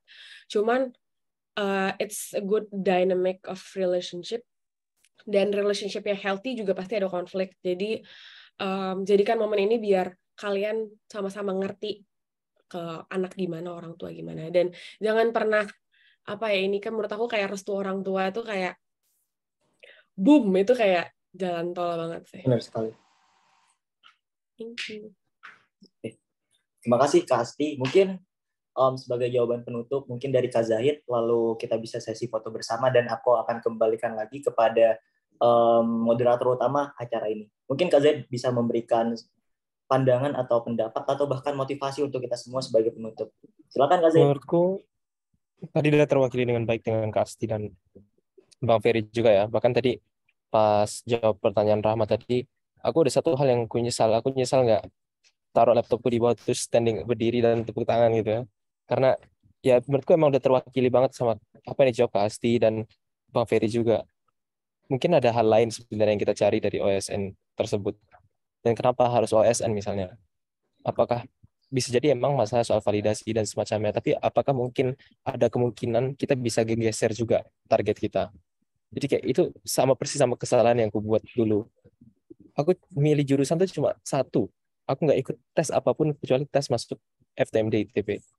Dan entah kenapa semua pikiran aku waktu itu masuknya ke sana, mungkin terpengaruh lingkungan juga karena aku di Duri, di Riau, itu kota minyak, jadi kayak semuanya engineer lulusan ITB, ITS, gitu-gitu. Jadi aku terpengaruh sama apa yang menurut atau standar suksesnya masyarakat sana. Jadi satu doang aku pilih. Tapi ternyata pas sudah dijalanin, baru aku sadar sebenarnya mungkin yang aku cari bukan itu. Ini kayak cuma bentuk apa ya tadi, kayak mencari validasi mungkin biar diterima dan semacamnya. Ternyata ada yang lebih gede yang mesti aku perjuangkan dan itu baru disadari ke belakangan. Baik, terima kasih untuk Kak Zahid, Kak Asti, dan juga Mas Ferry, Irwandi sudah memberikan pandangannya juga. Mungkin aku banyak berterima kasih kepada kalian semua sudah memberikan pandangan dan juga memberikan kisah-kisah yang istimewa untuk kita dengarkan. Dan mungkin kita bisa foto bersama dulu untuk 3 pembicara untuk bisa foto bersama.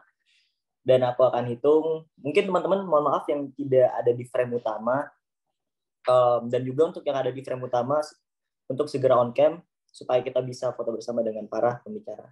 Baik, aku akan mulai foto bersamanya dalam hitungan ketiga. 1, 2, 3. Oke, bisa kita ganti gaya dulu kali ya. Dan ini kita ada gaya khusus untuk alternativa nih, abang-abangku sekalian.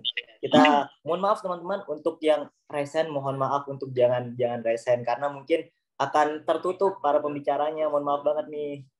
Jadi pembicaranya malah gak kelihatan buat di screenshot. Oke. Nah, untuk gaya alternativa sendiri begini. Kak, gini. Gimana? Ini, ya benar. Oke, aku hitung lagi ya. 1, 2, 3. Keren banget.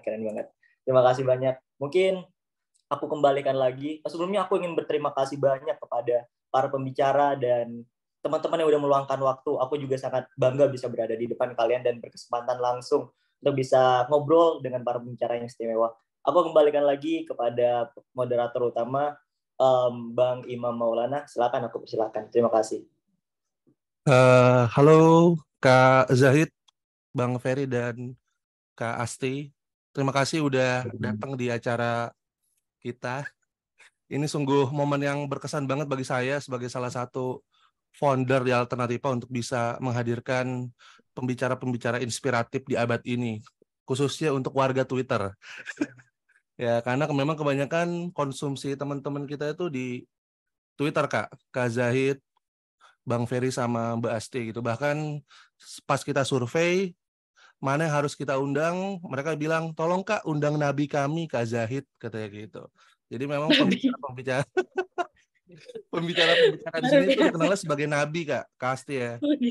Ya jujur saya dari awal tuh saya kesel sama ketiga pembicara ini karena saya akhirnya nggak mau muncul gitu. Karena saya jujur aja ya, saya insecure melihat ketiga pembicara ini.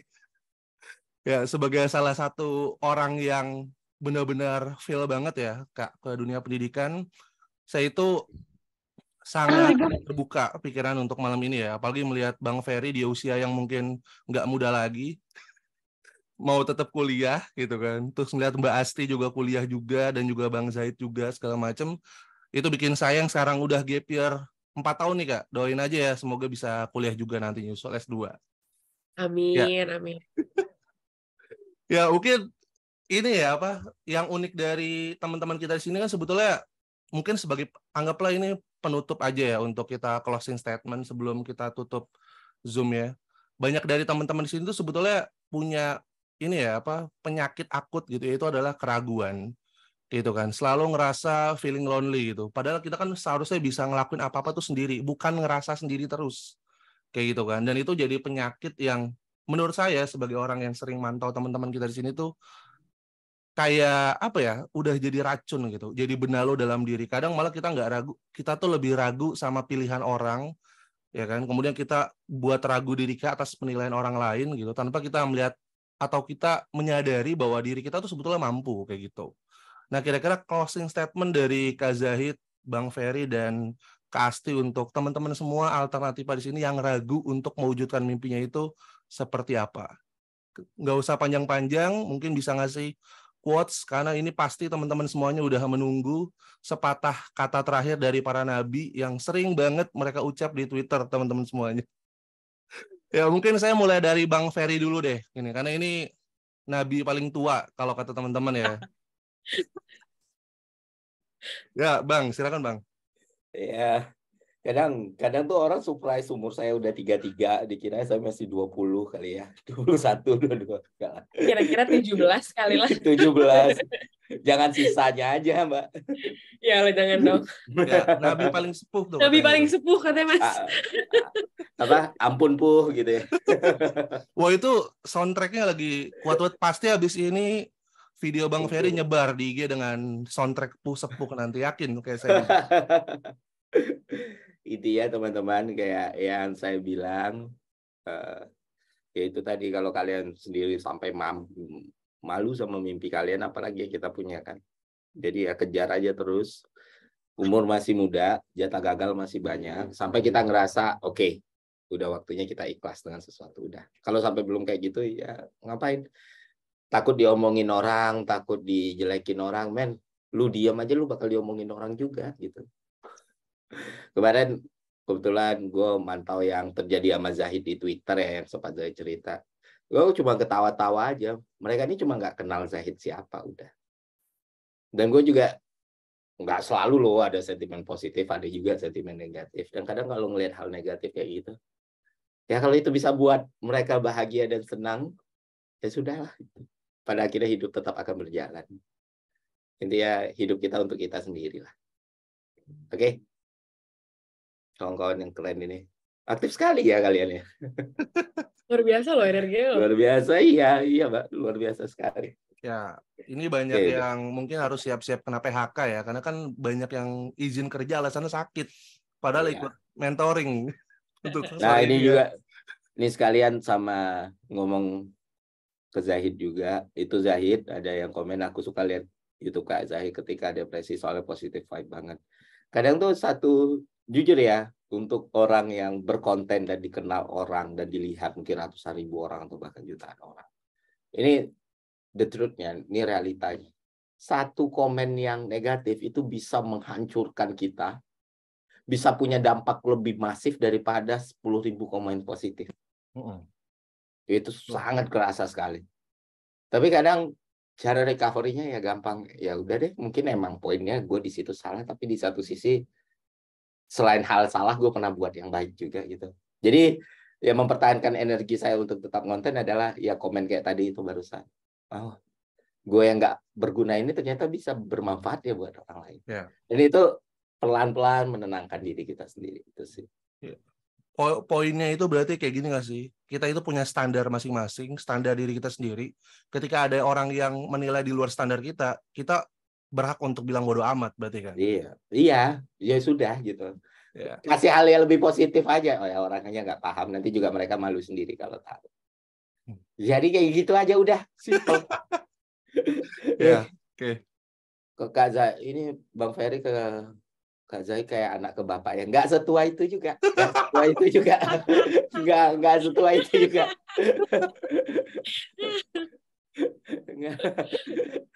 Enggak loh. Ya, berarti teman-teman semuanya nih ya, mungkin tipsnya untuk awet muda itu adalah bahwa kita tuh harus happy untuk menjalani pekerjaan gitu kan. Termasuk yang sekarang Bang Ferry jalani itu kan tadi bilang ya, berarti konteks kita meninggalkan zona nyaman tuh nggak berlaku untuk ketiga orang ini teman-teman semuanya. Karena mereka semua itu justru ada di zona nyaman. Gitu, justru kejarlah zona nyaman kita kayak gitu ya. Oke, makasih Bang untuk statementnya tadi. Mohon maaf Kak Asti saya kasih terakhir karena konsep ladies first nggak berlaku di sini. Baik. Semuanya setara Kak, kayak gitu ya. Meskipun ada kelas sosial ya, borjuis, proletar dan horizon. Ya boleh, Mas Zahid untuk closing statement-nya tentang keraguan itu gimana sih? Kira-kira kita harus menghadapi atau justru malah kita ada cara lain gitu untuk satu kosakata yang meresahkan warga alternativa kira-kira ini. Mungkin lagi ya sebelumnya Mas Rian dan Bang Ferry atas ujangannya. Untuk tadi benar banget aku soal zona nyaman ini. Aku rasa emang pada akhirnya semua kita tuh tujuan akhirnya tuh nyampe zona nyaman. Jadi tapi kenyataan bahwa kita harus keluar zona nyaman itu ada juga. Cuma ini masalah jangka pendek sama jangka panjang. Menurutku kita harus lebih mau untuk keluar zona nyaman yang di jangka pendek supaya kita bisa berada di zona nyaman yang jangka panjang. Oke, thank you Bang Zahid ya. Oke, kali ini saya serahkan kepada Nabi Perempuan. Hanya ada Nabi Perempuan dan itu di Alternativa teman-teman semuanya ya. Oke Mbak Asti, kira-kira gimana nih kita harus mengatasi keraguan ini? Tunjukkan mukjizatnya untuk mengatasi keraguan itu seperti apa? Ya, aku tadi kalau misalnya kita diskusi tentang externality ya, kayak kalau orang ngeraguin kita, orang ngenyek kita, orang bilang kita nggak mungkin, itu sering terjadi. Maksudnya kayak, ya, walaupun sebenarnya banyak juga orang yang percaya sama kita. Tapi kadang-kadang kita suka nggak percaya sama diri kita sendiri. Kayak self-doubt itu adalah isu yang kayak, I think semua orang juga punya. Pun aku pribadi gitu, waktu aku nyampe ke Harvard gitu ya, semua orang keren banget. Kayak, ini gue bisa nggak ya gitu. Terus kalau misalnya aku harus ngerjain assignments yang kayak secara misalnya kayak problem setnya susah banget, atau misalnya kelasnya pada kece-kece banget orang-orang, kok kayak gue bisa nggak ya kayak gitu ya gitu. Atau apalagi sekarang di zaman sosial media ngelihat Kak Zahid sama Mas Ferry, orang keren-keren banget, gue bisa nggak ya. Nah kadang-kadang yang hal self doubts itu yang membuat kita jadi ragu untuk ngelakuin apa yang kita mau, karena kita udah ngerasa kayak kita nggak mampu deh, kayak gue nggak bisa deh, aduh kayak gue nggak kayak orang ini dan lain-lain. Pun aku juga ngerasain itu, dan aku yakin Zahid pun Mas Ferry pasti sering banget ngerasain namanya self doubts, ragu sama diri sendiri. Tapi one thing yang aku pingin remind ke teman-teman adalah just do it scared. Lakuin aja meskipun takut. Lakuin aja meskipun ngeri-ngeri sedep gitu ngelakuinnya ya. Lakuin aja ketika takut, kayak just do it scared meskipun rasanya kayak nggak mungkin.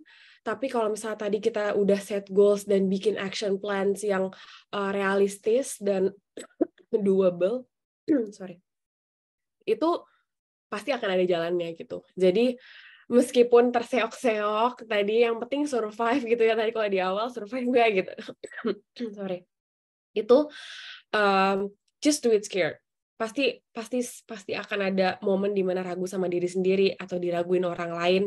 Tapi kalau misalnya kita yakin sama diri sendiri, itu pasti terpancar. Ada juga kayak konsep law of attraction, ketika kita ngerasa kayak kita pingin sesuatu gitu, terus-terusin diperjuangin sambil surrender juga ketika results itu bukan di tangan kita. Jadi kayak taking control of what we can control, tapi other than that, pasti akan ada pelajaran. But yeah, if you have like self-doubts, just do it scared. Everyone is also scared with their dreams, right? So do it scared. Sangat ngena banget Mbak Asti ya untuk saya juga. Jadi sebetulnya saya ini ikut mentoring juga sebetulnya untuk dari 3 pembicara ini ya. Kayak gitu. Mungkin tadi ada yang nanya, Mbak Asti tolong kabarin kopi kenangan di Boston di mana saya mau mampir katanya. Gitu ya. Ayo kita ngopi bareng. Emang ada kopi kenangan ya di Harvard ya? Nggak ada kopi kenangan. Ya. Kalau South Bay kayaknya udah ada tuh ya yang nabur garam. Banget. Apa? Kalau South Bay kayaknya udah ada Mbak ya yang stick-stick itu di sana. Aku kangen banget kopi 15 ribuan. Di sini kayak mahal kuda. Saya mau nanya nih, Mbak Asti kan anak UI ya. Boston Mbak Asti tuh kan kayak anak UI. Tapi bener anak UI nggak Mbak? Bener. apa? Mbak Asti bener anak UI atau bukan? Bener dong. Saya juga anak UI Mbak. Pernah nggak nyobain susu kental manis samping stasiun UI? Oh parah, suka banget. Ini dong kimpul. Yang telur minyakan sampai rembes, yang berapa cuma 10.000, tapi kayak kenyang banget. Itu ya. Berarti syarat utama untuk ke Harvard itu pernah ngerasain kimpul fiksasi kimpul sih. Ya, jadi buat semua yang penikmat Indomie, Anda jangan heran ya gitu. Selain Anda defisit kesehatan, tapi setidaknya Anda surplus untuk mimpi Anda. Oke. Ya. Ya mungkin kapan-kapan kita bisa ngobrol lagi untuk Mbak Asti, kemudian Mas Zahid dan Bang Ferry Irwandi. Saya mewakili teman-teman di Alternativa benar-benar terima kasih karena ketiganya udah berhasil. Kok berhasil saya? Harusnya saya yang bilang berhasil ke teman-teman yang ngundang gitu. Karena meskipun kami ini ya kayak mungkin komunitas ya kayak gitu. Tapi yang ngundang itu ya orang-orang kayak Dena, kemudian kayak Dinan segala macam, kemudian Malika, orang-orang yang pokoknya teman-teman di sini yang luar biasa untuk ngundang semuanya pembicara di sini. Kayak gitu. Pokoknya thank you so much untuk Kak Zahid, Bang Ferry sama Kak Asti Safira. Saya berdoa kepada Tuhan meskipun kadang jarang berdoa, semoga kita bisa ketemu lagi dan bisa ngobrol-ngobrol bareng lagi untuk terus memantau generasi selanjutnya, terutama teman-teman kita dan adik-adik kita di sini.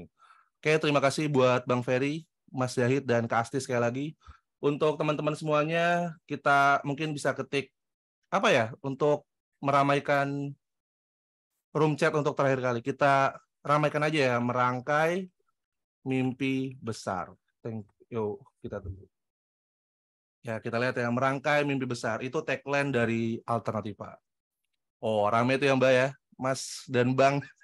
Luar biasa. Sumpah ini kayak melek loh. Meskipun ngantuk tuh kayak tiba-tiba melek loh. Luar biasa. Ya, mungkin di setup-nya jamnya Jakarta mungkin ya. Jadi sekarang masih jam 5 sore kebetulan.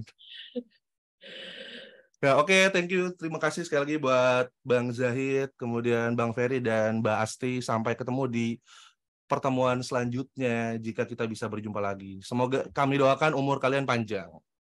Amin. Oke, ayo teman-teman, thank you ya. Saya hai untuk Sorry kalau ada teman-teman. salah-salah. Semangat Terima semua. kasih Kak Asti, Kak Zahid. Terima kasih semua, Mas Dinan, Mas Rian.